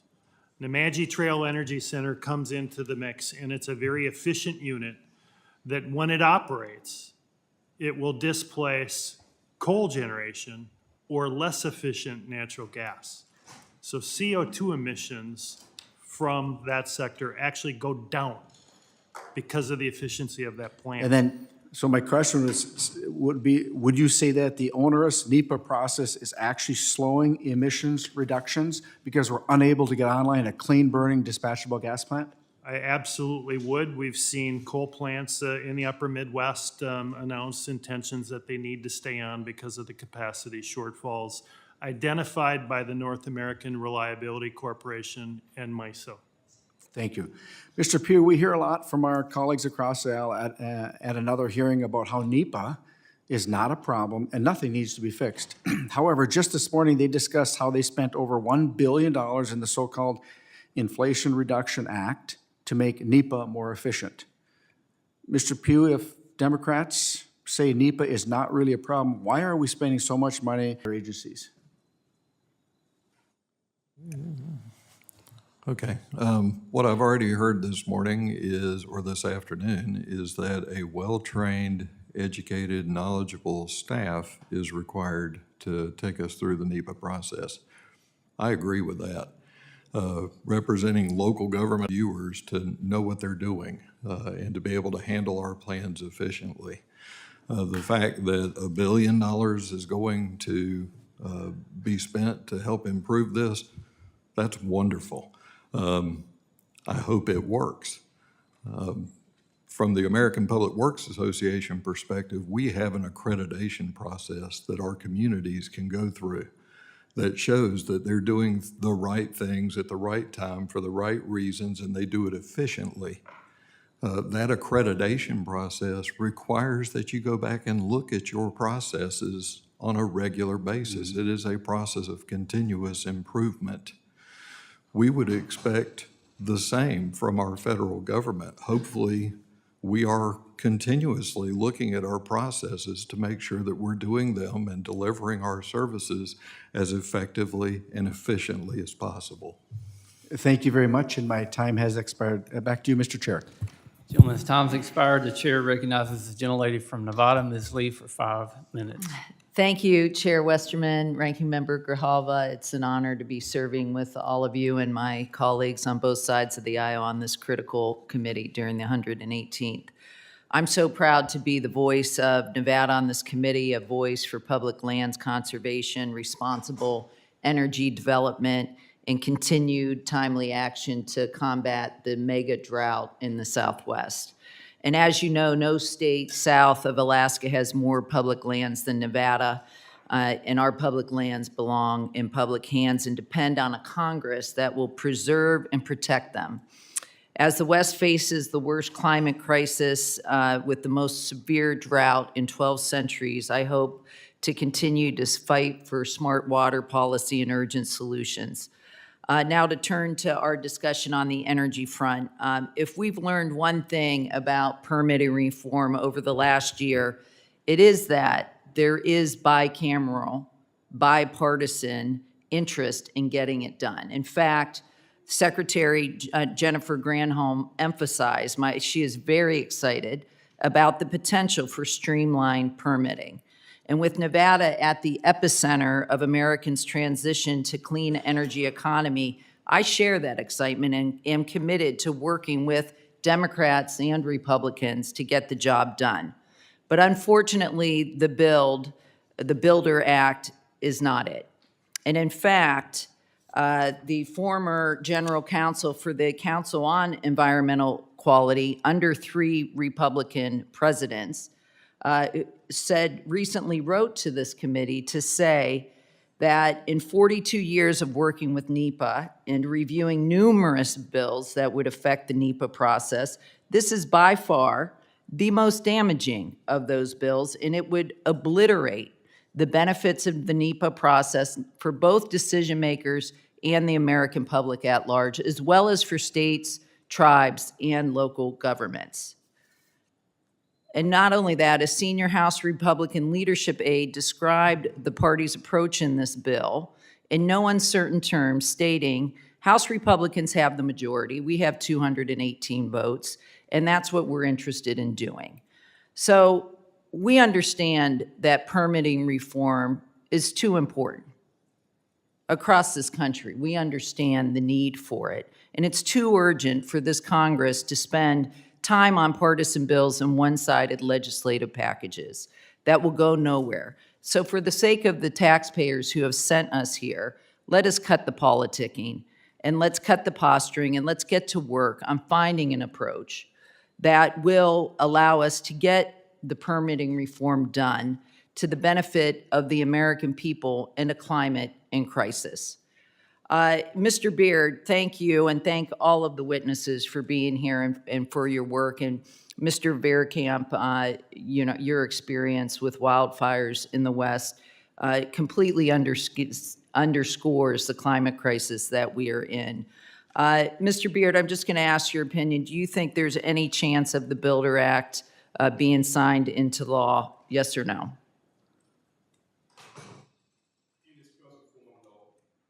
So where do you believe there are genuine opportunities for this Congress and this administration to work together in a bipartisan way to make sure we have a more reliable, affordable, sustainable, made in the USA energy policy that the Inflation Reduction Act had made possible?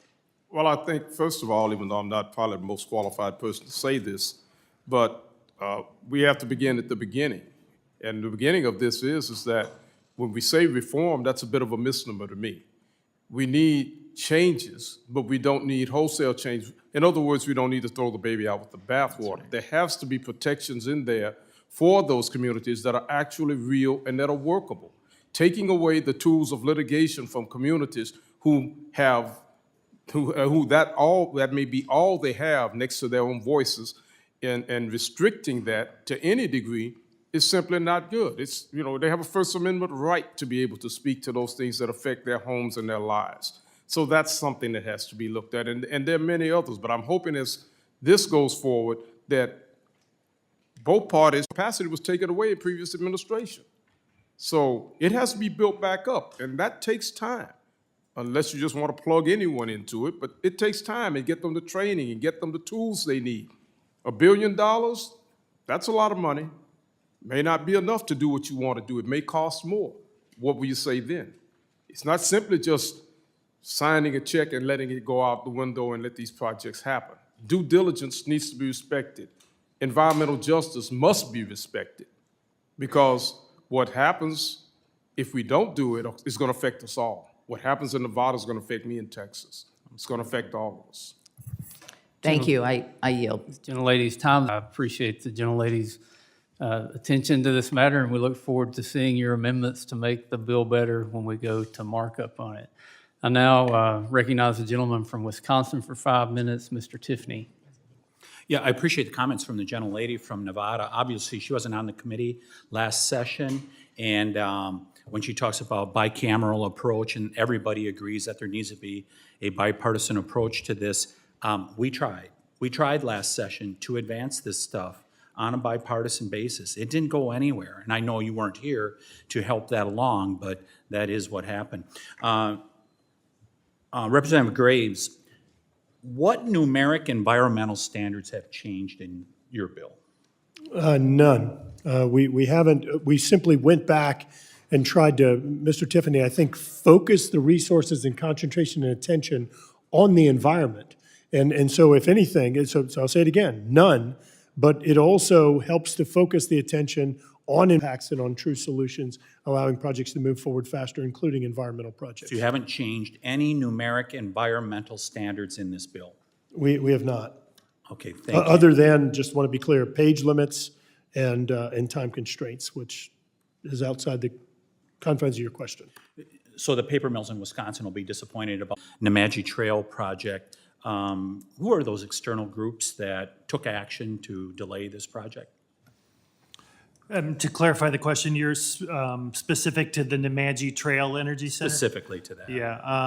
My understanding, Sierra Club, Minnesota Center for Environmental Advocacy, those were the entities that petitioned RUS to rescind the FONSI and explore the greenhouse gas impacts of the project. Yeah, and it seems to my recollection, so this proposal is for Superior, Wisconsin, which is in my district. Didn't the EPA also play a role in interceding in this process? And could you explain that?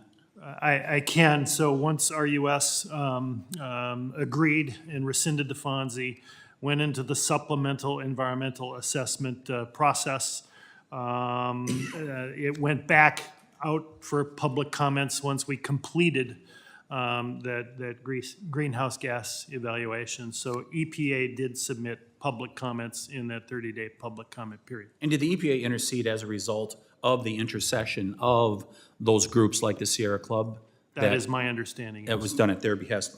I'm really glad you cited, in regards to Dairyland's energy future and the assessment by the North American Electric Reliability Corporation highlights the critical need to maintain baseload generation. That's what it says in your testimony. Isn't it correct in Wisconsin this last year, they took an unusual step of saying that Wisconsin, you are headed to a place where you may be going towards blackouts with unusual conditions? The Mid-Continent Independent System Operator, MISO, that operates the grid in the central part of the country, did in fact also submit public comments in that case. And it was unusual that they went out in support for this project, again citing the concern that we can't operate the grid solely on wind and solar power. We need some dispatchable. But the message was sent very clearly for the first time in the state of Wisconsin by NERC. They said, you are headed for blackouts if you continue in the direction that you are with the lack of baseload power that is being eliminated in the state of Wisconsin. By the way, we have 3 coal-fired plants that are supposed to be closed here in the next year or two. They've been delayed temporarily. If those plants are closed, you can count on us probably heading for blackouts in Wisconsin, becoming like Western Europe and California.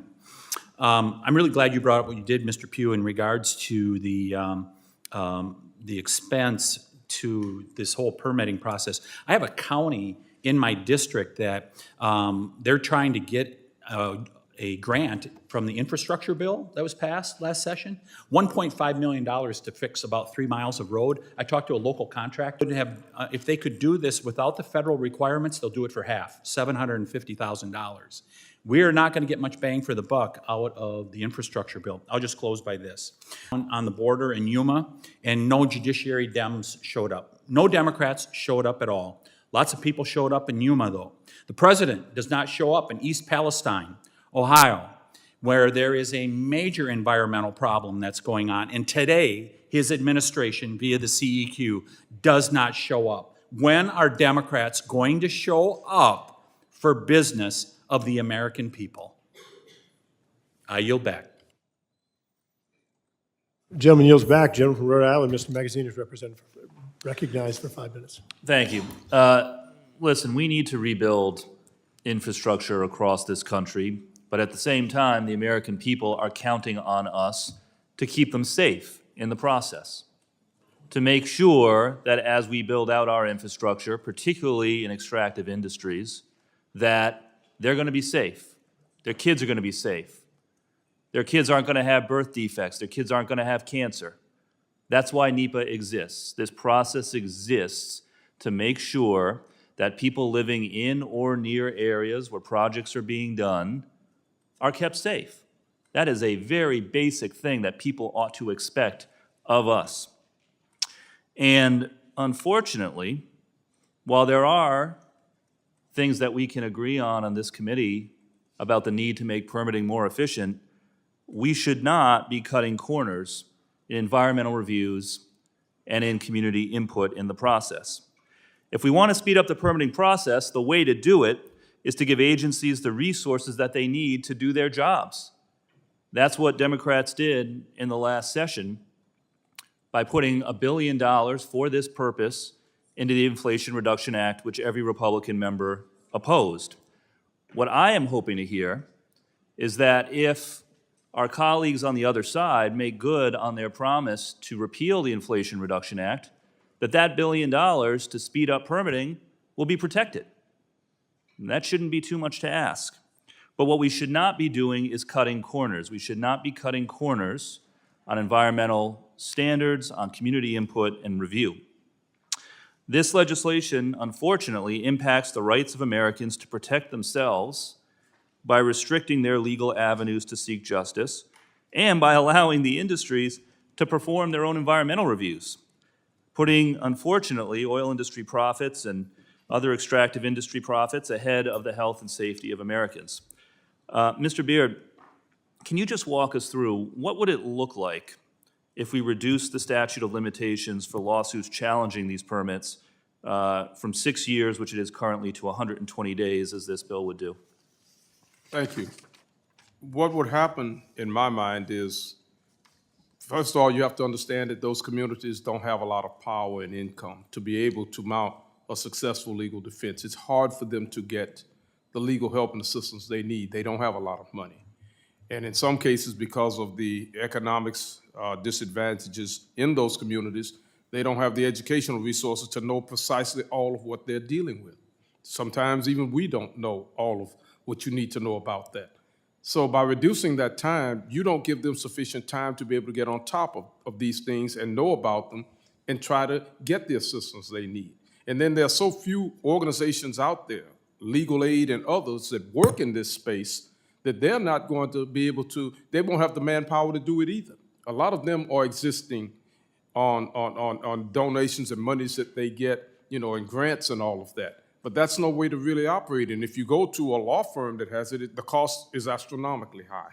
So they have to have the resources, and they have to have someone look out for them. And that's the job that you guys have, is to speak up and defend those who can't defend themselves, to act in their behalf. But by shortening that time, you're making it just that much harder for them to be heard once again. And it begs the question, what's the purpose? And as I understand it, this legislation not only shortens the time frame significantly, but also says that individuals and organizations who did not raise a challenge during the permitting process would then be excluded from legal redress after the fact, regardless of how legitimate their claims may be. And could you walk us through again why that's problematic?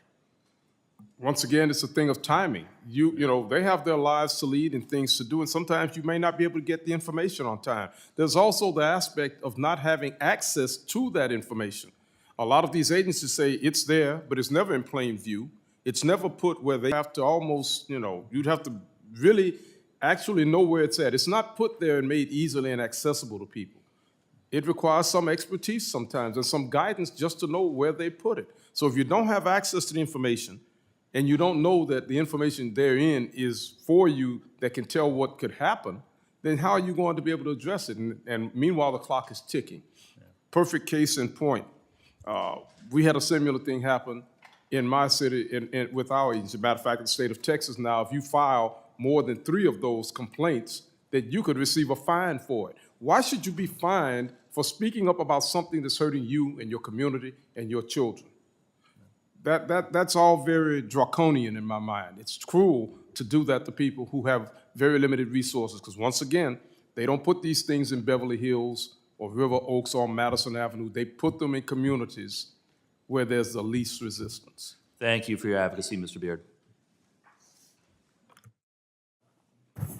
Thank you. Of course, I want to make note that the gentleman wasn't in any way suggesting that anyone on our side of the aisle would do anything to promote or allow for our constituents that we represent to be subjected to increased rates of cancer. I also want to make note that that under the legislation, that while an applicant may be the one who actually prepares documents, that actually provides additional capacity to an agency that then would be responsible for simply reviewing the document. And I'm going to say this again, this is entirely compatible with other practices that both Republicans and Democrats have endorsed in the past.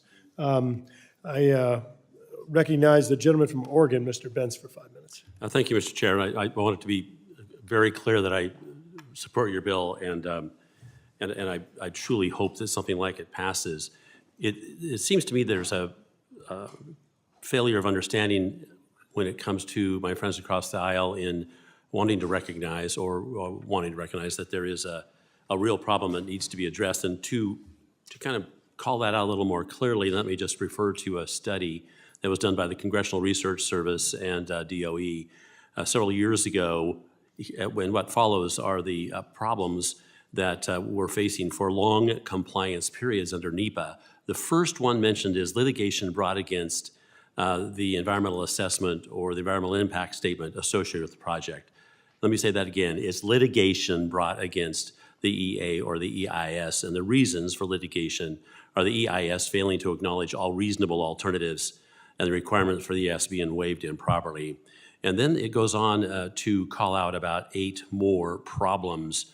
The Endangered Species Act, the growing list of protected species, coordination with state historic preservation, cooperating agencies not adhering to agreed schedules, disagreements on EA structure and content, and so forth. The elimination of climate change impacts, which requires further coordination with agencies. I call this out because on judiciary, I've suggested to Chairman Jim Jordan in that we look carefully at doing something about which is the #1 problem called out in this study. And something that it just astounds me, and based on the testimony from you that I've heard, is the amazing self-deception on the other side of the aisle regarding the damage being done while we wait.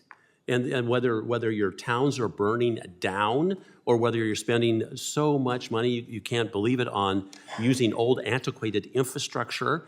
I'm reminded with my work with the Oregon Department of Transportation for years trying to put together bridge projects that were delayed for many reasons, but not the least of which is exactly the type of problem that we are debating today on NEPA. So with that, Mr. Carr, do you agree that litigation prompted by the smorgasbord of litigation opportunities under NEPA is a problem? I absolutely do. As we think about litigation risk, in particular for our business as a cooperative, right back to the members we serve. They're borne by end-use electric consumers. The other piece here is as we go through the process, our system here, we actually are governed by the communities, the members, and the people we serve. So they were involved on the front end. Certainly, these interveners had the opportunity, and yes, I'm greatly concerned by the litigation costs and those aspects. And I'm a lawyer. I know exactly how all of this process works, and I'll just assure you that we will be, I hope, working in other committees to try to address that exact issue because it's not right and it needs to be addressed. Mr. Vanderkamp, I'm sorry, I think I mispronounced your name. Mr. Verkamp. The situation with forests, borderline criminal that we would delay in doing something about it. I mean it, but there seems to be this underlying thought that on the Forest Service side that the only way to get into the forest is let a massive fire start. The only way to manage the forest is through burning down half of California. Do I have that right, or have you seen something different? Well, it certainly seems that way. Again, I don't think it's their absolute intention. Well, I know it's not their intention, at least certainly not the one they would share, but when you can go put a fire out quickly and don't and let it blow up into something huge, there are suspicions. Well, No, I you're know you absolutely- want to be careful here, but Yes, it is- no, you're absolutely the correct. optics are not good for the Forest Service. Yep, and there's many employees of the Forest Service that are doing their best, but it's just not enough, and we've gotten so far behind that the only tool that they know is hundreds of days of burning that forest. But then you have the rehabilitation that the money's not there for either. Now, the money is starting to flow, and that's how Sierra Tahoe got cleaned up under rehabilitation orders. But absent that, it just can't get done. Right, well, I appreciate all of your efforts, and thank you, panel, for being here. Yield back. Gentleman yields back. The gentleman from Arizona, Ranking Member Grijalva, is recognized for 5 minutes. Thank you, Mr. Chairman. NEPA is most of the testimony and the discussion. The drought in the Southwest and other parts of the country, that's the fault of too much regulation and NEPA. The accumulation of the warming of our planet, NEPA. The rise in sea levels, NEPA. The heating of our water, NEPA. So it becomes a mechanism to say we can deal with all these other problems if we get rid of some fundamental protections that have existed, generally for the good of the public and for the good of the American people. The right to redress judicially is an American right, and this bill and others is an effort to limit that right. And I think that's going to raise concern more than just relative to the issue of NEPA. But let me ask Mr. Beard, one of the points that was made earlier is that that industry that for decades knew that one of the leading drivers of climate change was in fact the fossil fuel industry, yet they kept that hidden away from and spent countless sums trying to make sure the public didn't know about that. This bill allows those same oil companies to prepare their own environmental reviews that you represent. Well, the problem I've found with that is when they do file them, they file them incompletely. They don't give proper credence to environmental justice communities or even acknowledge they exist. Case in point, with something that's been discussed here, permitting for a power plant, a combined cycle gas turbine. They were not aware that they are less than a mile from one of the largest refineries in Port Arthur, which is Total. Total happens to be in the city's corporate limits. And if you know anything about cities, they also have an extraterritorial limit that extends 3 miles further. They were not even aware of that when I brought it up to them. And they were even less aware of the fact that they pay taxes to the city of Port Arthur because they're in those corporate limits. So if they don't know the very basic things of their business in that way, how are they going to know and understand the community and what affected peoples are there, people of color, that by them putting these projects in place, they're going to be affected? It just doesn't stand to reason Public that health, it's acceptable. Mr. Beard, the public health question that this bill also says federal agencies are not allowed to consider public health impacts of proposed projects if they're expected to occur 10 years out and later. Again, the impact on and other communities like yours. Because they're putting them in communities that have already been overburdened and impacted, they're just simply adding more misery to what those people are suffering, what they have to breathe. And it won't take 10 years. It'll take even less time, but if we don't do anything, it goes back to what I said previously, that it's coming from the environmental pollution that is very toxic in my community and others across the country. Thank you, sir. As we move in a transition, and it's either going to be a transition that holds harmless people and communities as much as possible, or it's going to be a very painful transition. And I think NEPA plays a huge role in this transition. It assures that communities that have been overburdened and unrepresented in this process, indeed, yes, can have that opportunity. The other issue for NEPA is I think the question of enforcement and compliance with the law.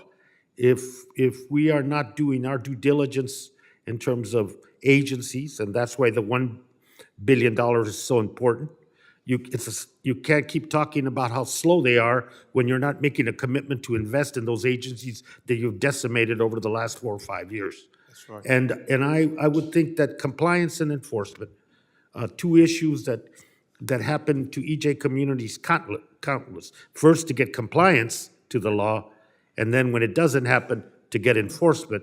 I think those are losses that are implicit and explicit in this legislation. And I think losses the American people cannot afford. Yield back, Mr. Chairman. Thank you, Mr. Grijalva. Next, we have the gentlelady from Puerto Rico, Ms. Jago Gonzalez-Colon. Thank you, Mr. Chairman, and thank you, all of you, for being here. And one of the issues that this issue is so important back to Puerto Rico is actually because of the reconstruction of the island after hurricanes in Maria, after earthquakes in the south part of the island. And we're getting not how to work with federal funding. Well, we are trapped into the permit to do that reconstruction. That's one of the biggest issues. So I'm glad that actually we are doing this kind of hearing. Mr. Pugh, one of the issues that I saw in your written testimony was that you mentioned that in your professional experience, anytime there's federal funding were introduced into a project, you immediately added 25% increase to the project budget cost due to the old burdens and associated with the permitting framework. And I understand why, right? My question will be, how the current NEPA increases the cost of any federal infrastructure project, and how this permitting reform may help not just American taxpayers, but local communities to achieve the rebuilding of those projects if we... Off the bat, anytime we had federal dollars introduced into one of our projects, we would add at least 25% to that project, simply because we know that with local funds, we can build projects faster and cheaper than we can using state or federal funds, simply because at the local level, we don't have all the strings attached and all the documentation requirements that we have when you introduce state or federal funds. We still have to go through the environmental review process. We still go through Department of Water Quality. We still go through historic is the general issue there. Plus, most of your local government agencies don't fully understand the NEPA process, and we wind up having to go outside and retain an outside engineering firm to help foster us through the process of going through the funding requirements. You're talking about my own experience back home. I mean, we do have that specific problems. Even the local government is requiring many things that are included already in NEPA. So to that end, you also mentioned in your testimony that the average time to conduct a NEPA review for federal highway projects was 7.3 years. And I understand that a review conducted by the Trump administration found that on average environmental impact statements took 4.5 years to complete, and that 1/4 of all environmental impact statements took over 6 years to complete. So to that end, the Builder Act will establish a time limit of 2 years for completion of environmental impact statements and 1 year for environmental assessments. And based on your professional experience, will this be a reasonable amount of time to conduct comprehensive environmental reviews? I would certainly think so. Again, we're not suggesting that we reduce any level of public input. We're not suggesting that we reduce or change any of the environmental policies that are currently out there or the reviews that are required to make this happen. From a local government standpoint, again, we want to make sure that the reviews are coordinated, that they are handled efficiently, that when we submit a project for review, that we get our comments back in a timely manner so that we can address all the comments. A lot of times it just gets turned in, it gets put in line, and we don't know when we're going to get comments back. So, and it's compounded when you get comments back and then you have to address those again, and it gets thrown back into the same review process. I totally agree with you. And how do you respond to those who argue that enacting permitting reform to expedite a project approvals will weaken or Half of an efficient and thorough review, period. But we'd like to have a time frame put on that so that we know what to expect. Again, that gets back to the dollar amounts added to our project costs. When we expect a project to take us 2 years to get through the start, design, through permitting, and ready to go to construction, and it actually takes us 5, 6, 7 years, we've still got that outside engineer, that outside firm on retainer, and we're still paying them, so that cost even escalates further. Thank you. I agree, and I yield back. Thank you. Gentlelady yields back. The gentleman from Georgia, Ms. Collins, recognized for 5 minutes. Thank you, Mr. Chairman. Earlier this morning, I'll make the same comment. I'm a freshman here, hadn't been here but about 8 weeks. But I'm gonna tell you something, I've spent 30+ years as a small businessman, and I've been dealing with the overburdensome regulations that the federal government has placed on our industry, and I can talk specifically about what I felt and what that's done to our company. Mr. Carr, earlier today, I was in a meeting with some electric co-ops that are in my district. And they were telling me about an energy project that has almost doubled in cost. Now, that cost is going to be passed along to the consumers, people that use electricity. Have you had similar experiences with projects that are costing more due to federal regulations? I appreciate your question. Yeah, absolutely. As an electric cooperative, the costs we've Nemadji Trail, we haven't defined the actual costs, but we're very concerned about it. It's back to we serve the members who govern us. Our end-use consumers own our cooperative, and we are very concerned about the cost impacts that this regulation is having on our consumer members. Thank you, thank you. And, you know, as a businessman, when I see a problem, I want to know what the solution is and how to fix it, to simplify the NEPA process and make it easier for individuals to just navigate. If you can just shoot bullet points, I'd love to just make some notes and write it down, please. Right, I believe in our written testimony that we submitted, we had those bullet points highlighted. And that is basically establishing a lead federal agency to develop a joint review schedule that gets back to the schedule being known up front. That also eliminates a lot of the concern with conflicting comments we may receive from federal agencies to where we have to play referee on who wins. We ask that we establish time and page limits for completion of those documents. We ask that we extend the completion period with approval of the applicant when necessary to allow for further consultation with local agencies. We ask that we bring the statute of limitations for NEPA cases in line with other environmental statutes. We ask that you reduce duplicative reporting by allowing adherence to state or even local standards, because a lot of time on these projects, we have to meet local, state, and federal requirements. And finally, examine a reasonable number of feasible alternatives for projects, because the definition of what is... Yields back. The chair now recognizes the gentlelady from Wyoming, Ms. Hageman, for 5 minutes. Wonderful, thank you. I want to begin by touching on an important point that Mr. Pugh made in his testimony, that, quote, like any policy that has been in place for 5 decades, NEPA should be updated to address current societal needs. One of the new circumstances that I think you're probably referring to that would warrant congressional review of NEPA is something that Mr. Carr and Verkamp touched on, and that is the frivolous environmental lawsuits. Just last year in Wyoming, a federal judge required additional lengthy environmental reviews for new or pending coal, oil, and natural gas leases in the Powder River Basin. This basin produces more than 40% of the United States coal. And coal is still the second largest source of United States electricity and will be for a long, long time. The fact is that these lawsuits are intended to force energy poverty on Wyoming and the Americans that we serve.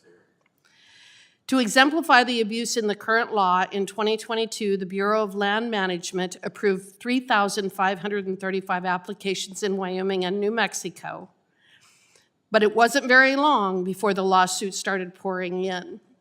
Now, Mr. Beard, you've indicated that one of the reasons why we need to have a 6-year statute of limitations is because that so many of the people who would be affected by these projects don't have the knowledge or the money or the wherewithal to battle them. As a water and natural resource attorney in Wyoming, I can assure you that's the furthest thing from the truth. The reality is that the environmental groups are some of the most wealthy nonprofit organizations that are out there. And I can also assure you that in the state of Wyoming, we want these projects to go forward. We're proud of the fact that we serve and make the lives better of the American people. We're proud of the fact that we are responsible for providing affordable animal food. We're proud of the fact that with our national forests and our private forests, we are able to provide affordable housing for the citizens of this country. We are proud of what we do as one of the very largest energy producers in the United States of America. What we don't like and what is troublesome is that NEPA, which is simply a process statute that was created so that we can make sure that as these projects go forward, the environmental impact is assessed, is that these turn into 5 and 10 and 15 and 20-year lawsuits that prevent us from being able to use our natural resources, the natural resources that belong to the citizens of this country. The fact is, I am tired of sitting back and watching our forests burn to the ground.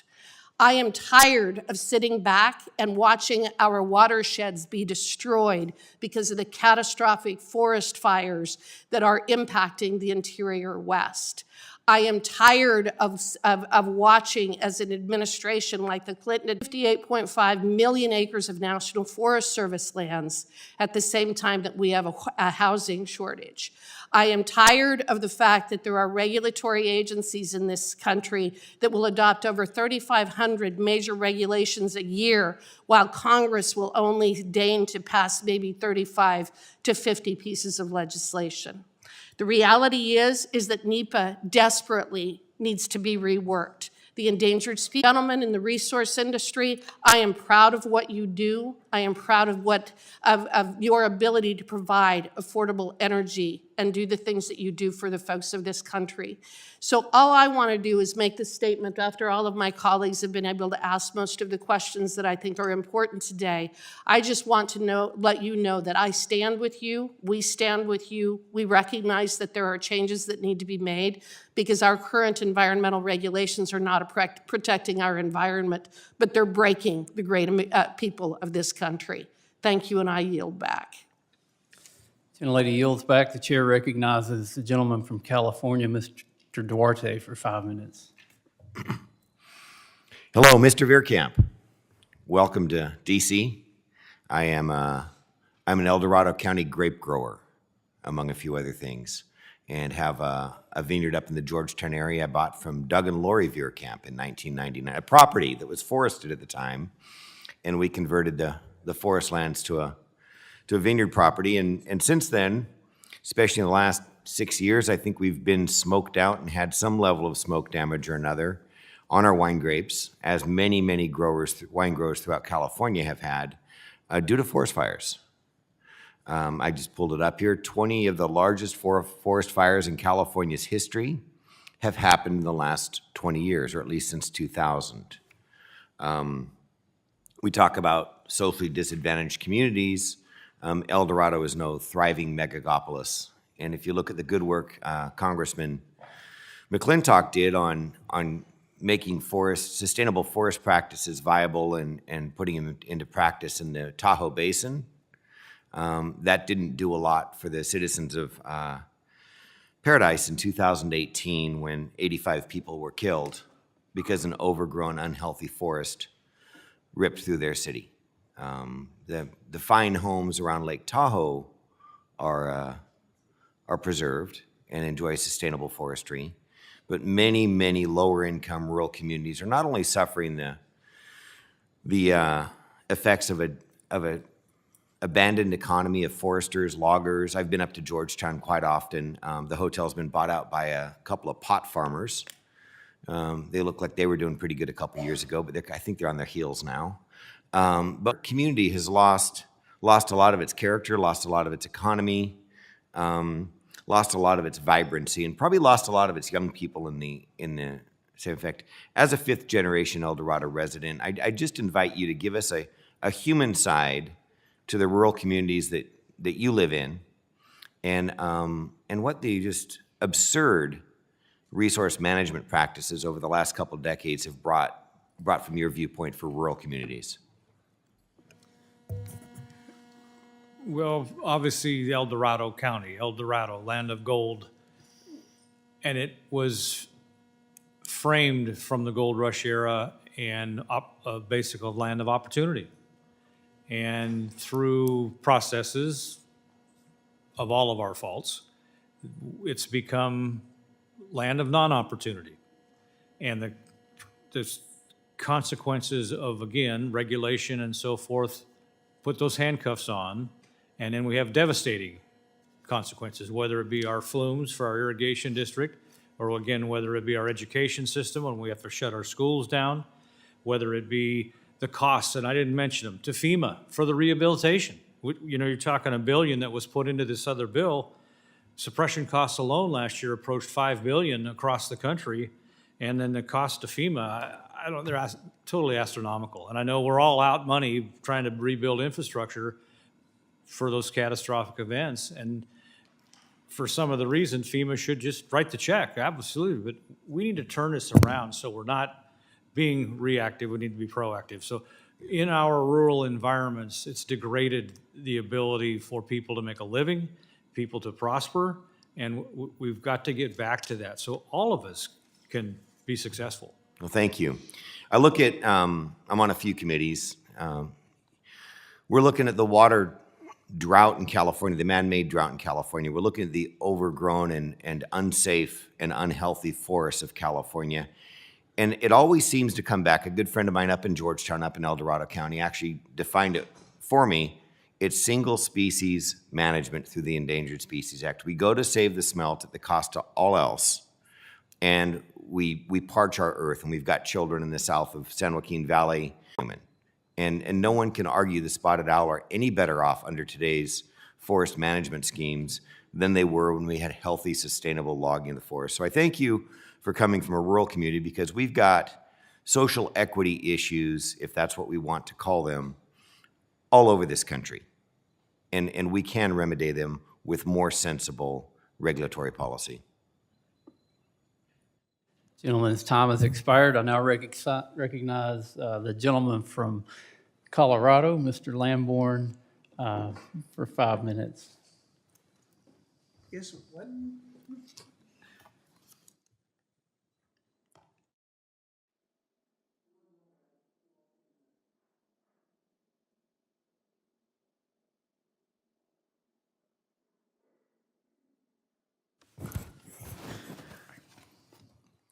Thank you, Mr. Chairman. And I want to ask a question. It starts out with a Colorado-specific anecdote or example, but it's a broader question because I'm representing a district in Colorado. In Colorado, federal jurisdiction over public lands can change drastically even over a short distance. Within an hour's drive of my district, it is possible to travel through the jurisdiction of several U.S. military bases, National Park Service land, National Forest land, Bureau of Land Management, and state parks. Well, we're blessed to have discussed a lot here today, and it becomes especially burdensome where companies end up paying extra to zigzag around public lands and go through the hassle of crossing them. So, Mr. Carr, and excuse me if this has already been asked and answered, but can you explain how the NEPA litigation process shuts down access to all kinds of energy, including renewable energy? Yeah, certainly. So in the case of the Cardinal Hickory Creek transmission line, this line is to bring wind energy from Iowa into Wisconsin. The load center, the demand for the energy is to the east, and the wind resource is to the west. So we have over 100 projects awaiting interconnection and dependent on that line. These are renewable energy projects that are in Iowa waiting, again, to provide energy that can move.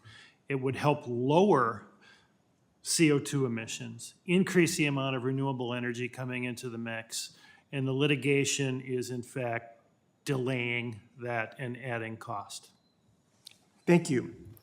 And Mr. Pugh, I have a question for you also. According to the Energy Information Agency, Colorado's renewable electricity net generation has more than tripled since 2010 and has accounted for 35% of our state's total generation in 2021. Likewise, Colorado ranks 7th among the states in total energy production, even though our per capita energy consumption is lower than 2/3 of all other states. Despite this abundance of energy, much of it cannot be brought online. According to Lawrence Berkeley National Laboratory, over 1,400 gigawatts of total generation and storage capacity are now seeking connection to the grid, with backlogs extending multiple years. So, Mr. Pugh, can you recap for us again, if necessary, what role does environment? Transportation, we cover water, wastewater, emergency service. Fleets and the electric industry is not really a huge part of our association. However, our communities, some of them are electric cities. And the city of High Point, where I worked, is an electric city. And I know that they had to run through a lot of the same environmental processes that we did with our transportation and infrastructure projects. Well, would anyone else like to take a crack at that? Again, in the case of renewable energy and wind and solar, we are going to see a massive transformation in the U.S. grid. It's underway as we talk about decarbonizing the grid and moving ahead with cleaner energy sources. That will still require dispatchable generation. And by dispatchable, I mean energy that can be there when the intermittent wind or solar can't. So again, a transmission-related build-out that's going to be required, and permitting timelines and costs are concerning in particular to the electric consumer.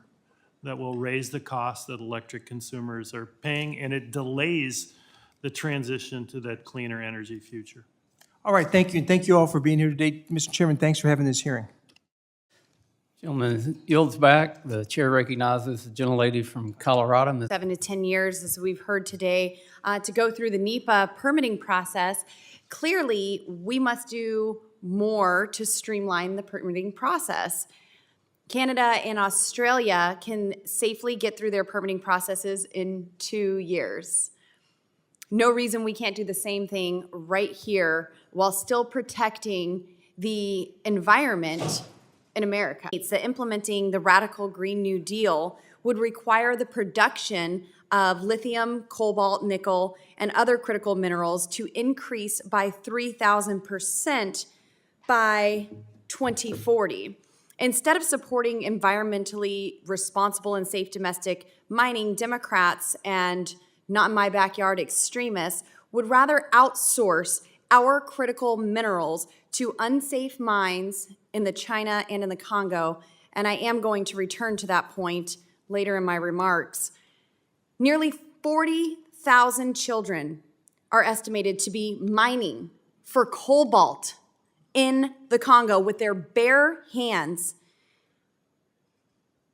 Working in such an unsafe environment, in these conditions, they are no strangers to tragedy. I'm personally sick of seeing woke corporations virtue signaling. They're lobbying for policies that destroy American jobs and then turn around and purchase minerals that are stained with the blood of children working and unsafe conditions in third world countries. That is not virtuous. It is not reasonable. It's something that we combat here on a regular basis. Pushing Green New Deal energy policies, wind and solar. Look, all of the above energy, that's fantastic. But we don't need the federal government choosing winners and losers, making it near impossible to have good, safe mining here in America, drilling here in America. Today, that this is delaying major projects in every sector, from transportation to forestry to transmission. Given the overwhelming evidence and consensus that this process is broken, can you name one legislative reform to streamline NEPA that you or your organization has previously supported?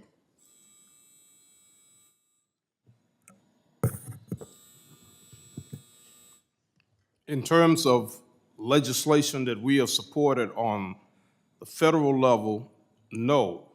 But we have supported, or we do support, a process that allows for hearing the environmental justice concerns and issues of communities. No, I'm sorry, Mr. Beard. Look, I'm not asking this. I want to know what you would do to streamline this process. I'm asking this so we can have a streamlined process that costs less and really moves quicker. Can you name one streamlining provision that you've previously supported? One streamlining In this provision. act? No, ever. You or your organization.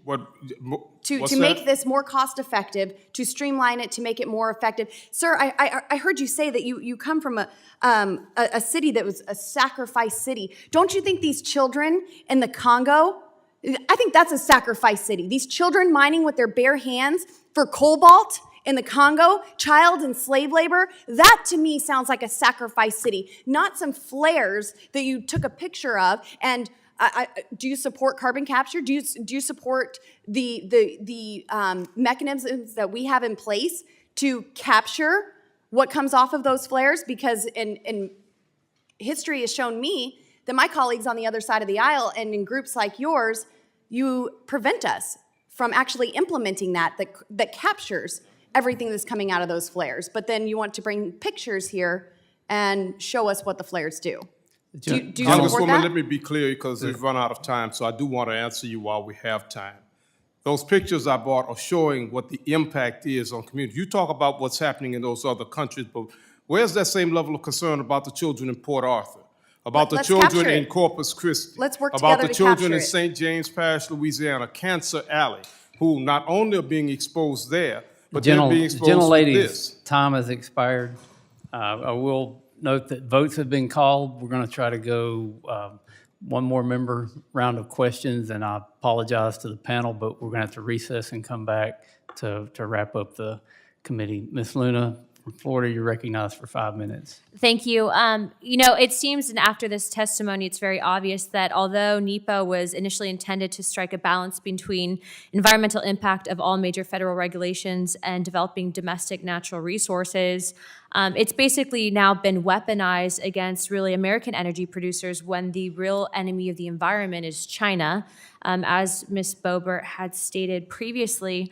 But in addition to this, we're finding many frivolous lawsuits being launched against some of these producers via activist groups that often have little to no meaningful participation in the NEPA process, having tied up many projects in litigation, including over 2,200 onshore oil and gas leases. So these lawsuits are not from members of the public like many on the left have claimed. Instead, NEPA litigation surveys between 2001 and 2013 found that 59% of all the lawsuits came from public interest groups. So I think we can all agree that when that happens, it's usually not in the best interest of the general population.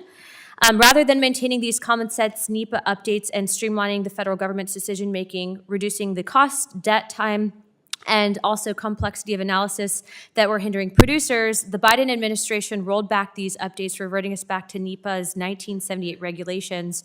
So my question is actually for you, Mr. Carr. How many projects depend on the construction of the Cardinal Hickory transmission line that is currently tied up in litigation? And in addition to that, how has the delay of the Cardinal Hickory transmission line impacted communities that rely on this project's completion? Yeah, thank you for your question. So in the case of Cardinal Hickory Creek, at last count, as far as we're aware, there are over 100 renewable energy projects that are relying on that interconnection into the grid. So very significant in terms of renewable wind energy coming into the grid. In terms of the community impact, in Darylyn's case, the community is the consumers of electricity we serve. So within that service territory, those consumers aren't receiving the benefit of that lower emitting wind energy, that lower CO2 wind energy. The partners in the transmission line with us that serve other utilities in the state, that wind energy, that renewable energy that we're trying to deliver is being delayed, and the costs of doing so are going up. I think it's clear that modernizing NEPA's provisions would have significant impacts on the efficiency of project reviews, decreasing project costs, and reducing the likelihood of frivolous lawsuits. Unfortunately, it appears that this administration would rather increase red tape than streamline the process and bring relief to the American people. Thank you for everyone who joined, and Chairman, I yield my time. The gentlelady yields back. The chair declares the committee in recess, subject to the call of the chair, which is anticipated to be approximately 5:15 p.m.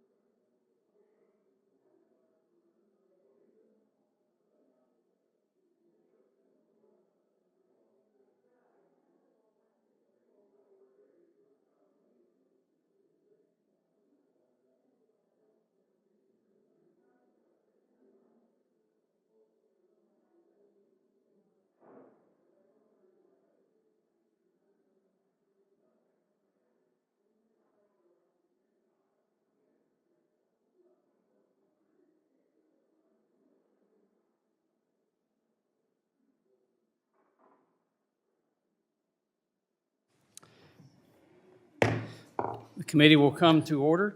The chair now recognizes the gentlelady from California, Ms. Porter, for 5 minutes.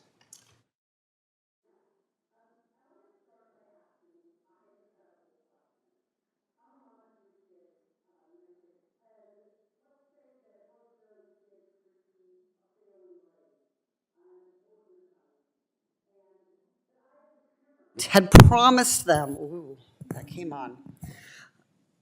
I, as a parent, had promised them that if they scored a passing grade, they could get a new video game. Now, the child would be understandably upset. They might feel bad, they might feel guilty, but they'd probably just deal with it, deal with the bad grade. But what if the child's teacher said, you can change your grade to whatever you want it to be? What grade do you think that child would give themselves with a video game on the line? Mr. Carr, start with you. Boy, I don't know in that case. To speculate on what the child might say, I really don't know. I think at some level, you're trying to suggest that he would grade himself very high. Yeah, I think that's usually right. Having been a professor, that's usually been my experience. Any of the rest of you want to guess what would happen? If you could give yourself a grade, what grade would you give yourself on your performance today? I think most people would give themselves an A. That was always my experience as a professor when I let my students grade themselves.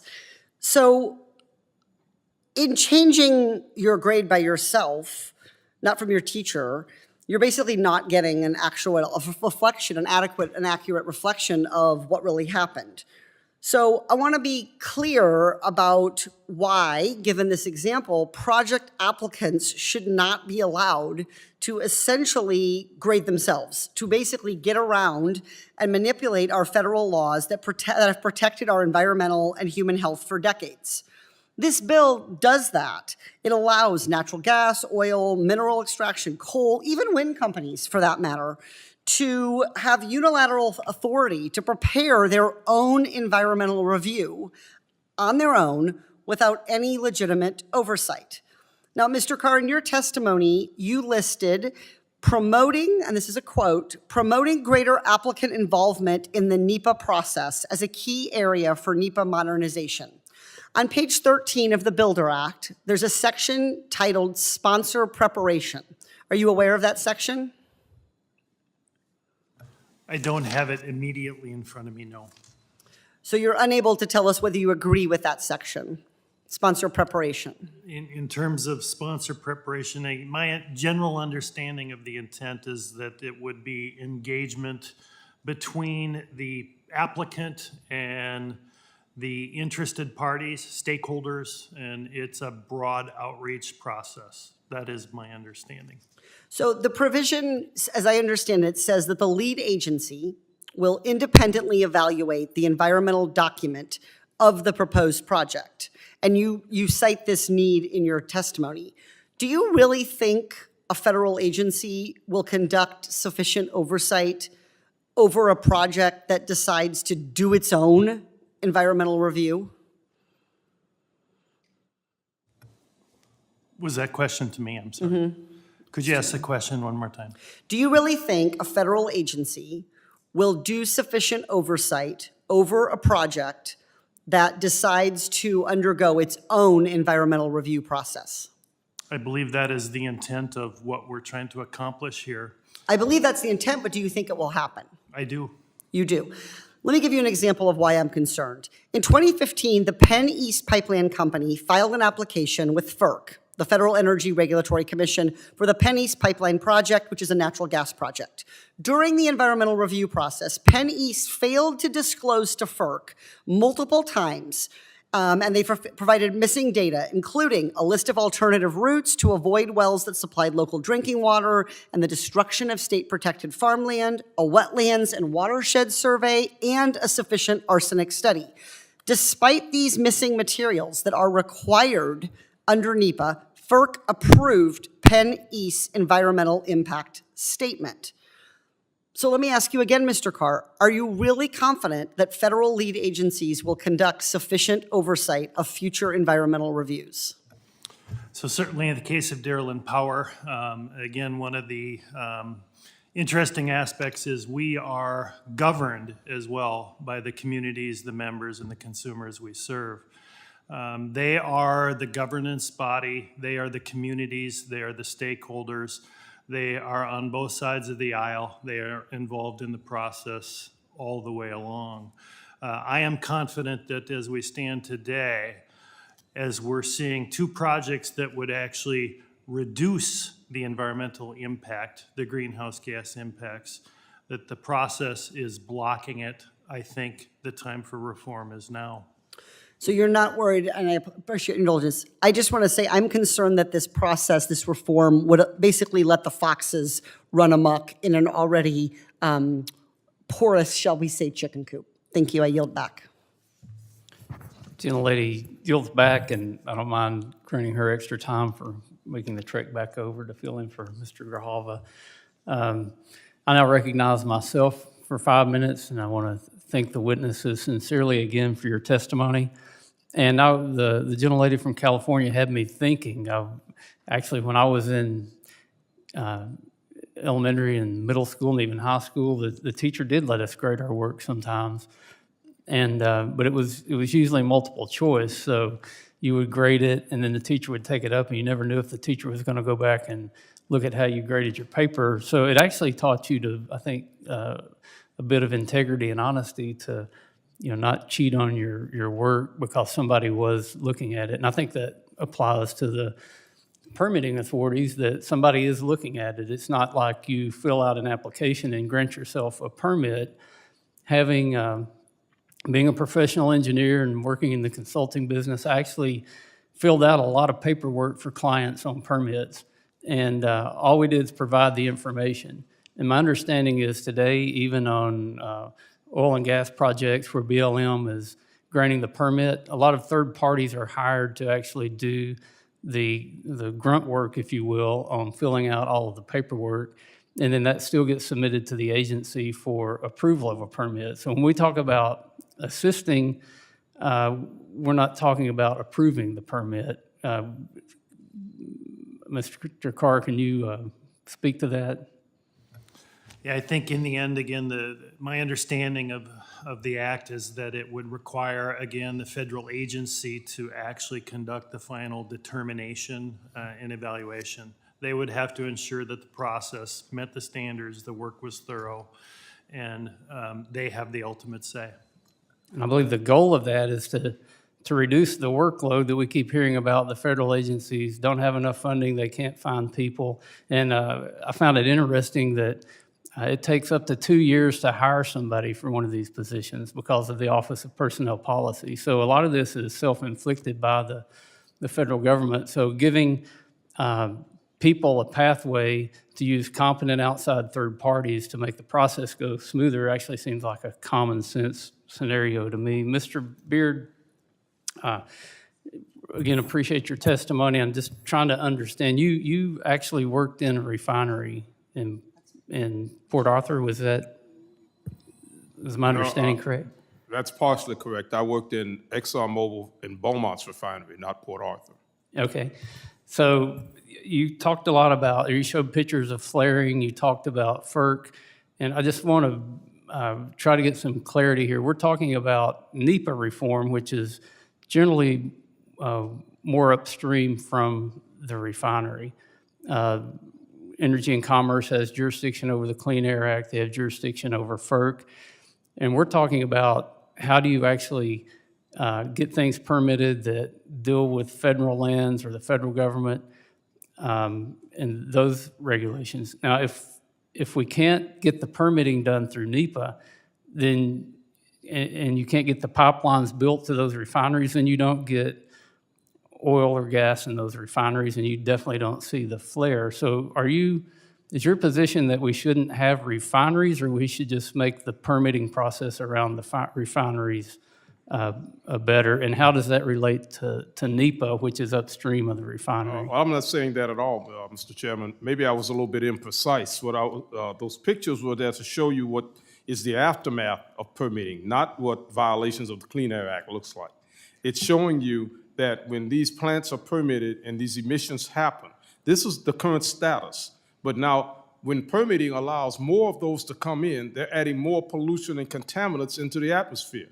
My organization is currently dealing with some of those very same issues where they're saying only it's just a little bit. It's not that much.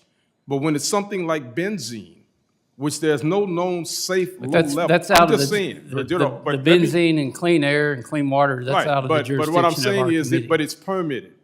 It's Right. permitted, and those But projects I just you wanted to talk be about- clear that we're not talking I'm about clear. I'm that clear. kind of permitting. I'm clear. I So understand where also, you're going with that. Reclaiming my time here. Go Also, ahead. if we don't have the fossil fuels, if we don't have the oil and gas, then we need energy from somewhere. And we're talking about permitting that allows mining development. And these NEPA reforms would apply to being able to mine the minerals and elements to build the electrical grid, to build electric vehicles. Are you opposed to that? I'm not opposed to it, but what I'm opposed to is a process that does not allow for the full understanding of the environmental and community and environmental justice impacts.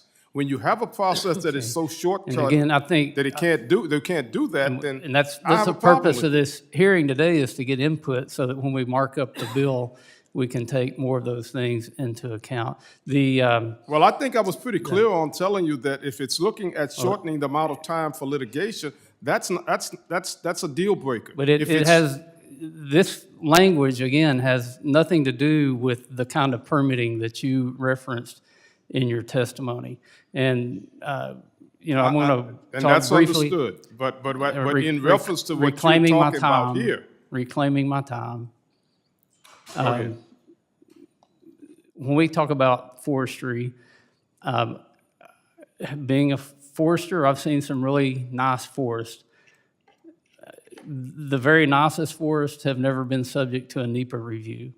The best management out there is done by professionals who know what they're doing, and they never had a NEPA review on it.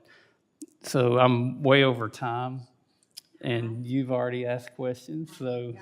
Well, I only have again, one thing wanna to say thank on the, that. Is those NEPA reviews the only type of reviews we're considering here, or are we considering a full gamut of them dealing with petrochem and others? No, we're just talking about NEPA reviews, and I'm going to give you a second. I want to allow every witness, except for our vacant chair over there. I thought maybe they would watch and come over, and CEQ would have a little input, but apparently they don't want to. But if there's one thing you didn't get to tell the committee today, I want to give you a chance to maybe bring that out. And maybe you're tired and ready to go home, but Mr. Carr, we'll start with you.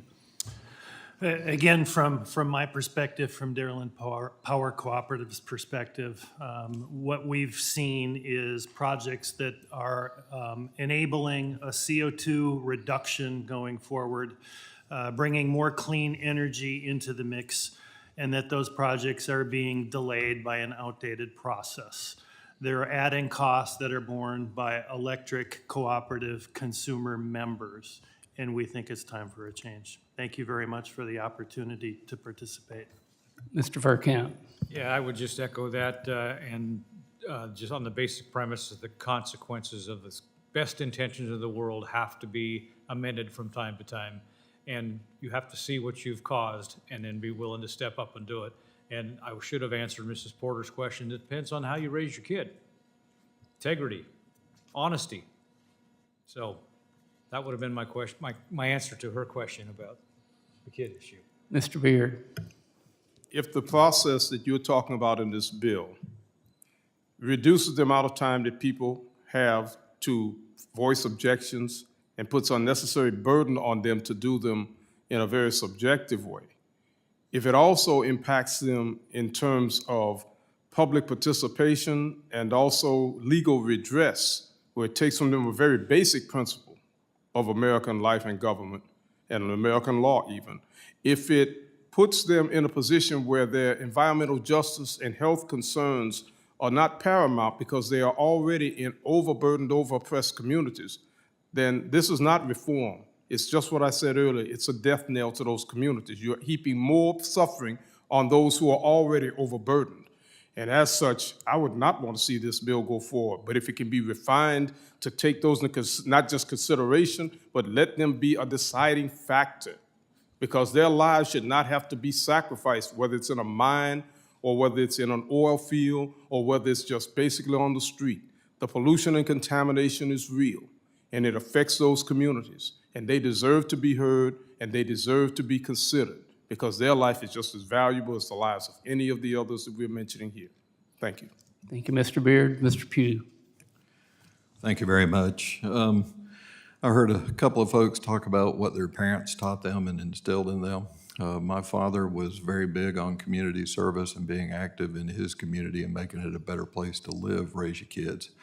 His motto was always leave things better than you found them.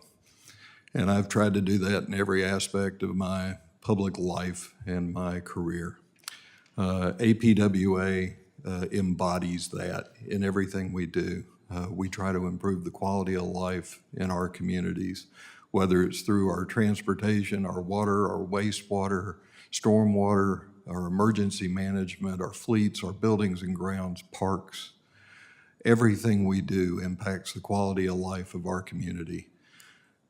A lot of our projects are intended to improve the quality of life inside our communities, shortening the time frame on NEPA review, consolidating those comments, making sure that we know what to expect when we get into the process. That would greatly benefit each and every community that we serve, and we appreciate the opportunity to make comments on this. Thank you. Thank you, Mr. Pugh. And again, thank you all for your valuable testimony. It's been informative, and it'll help us as we move into a markup on this legislation and then hopefully consideration of the full House of Representatives. The members of this committee may have some additional questions for you, and we'll ask you to respond to those in writing. Under Committee Rule 3, members of the committee must submit questions to the committee clerk by 5 p.m. on Friday, March 3rd, 2023. The hearing record will be held open for 10 business days for these responses. If there are no further business, without objection, the committee stands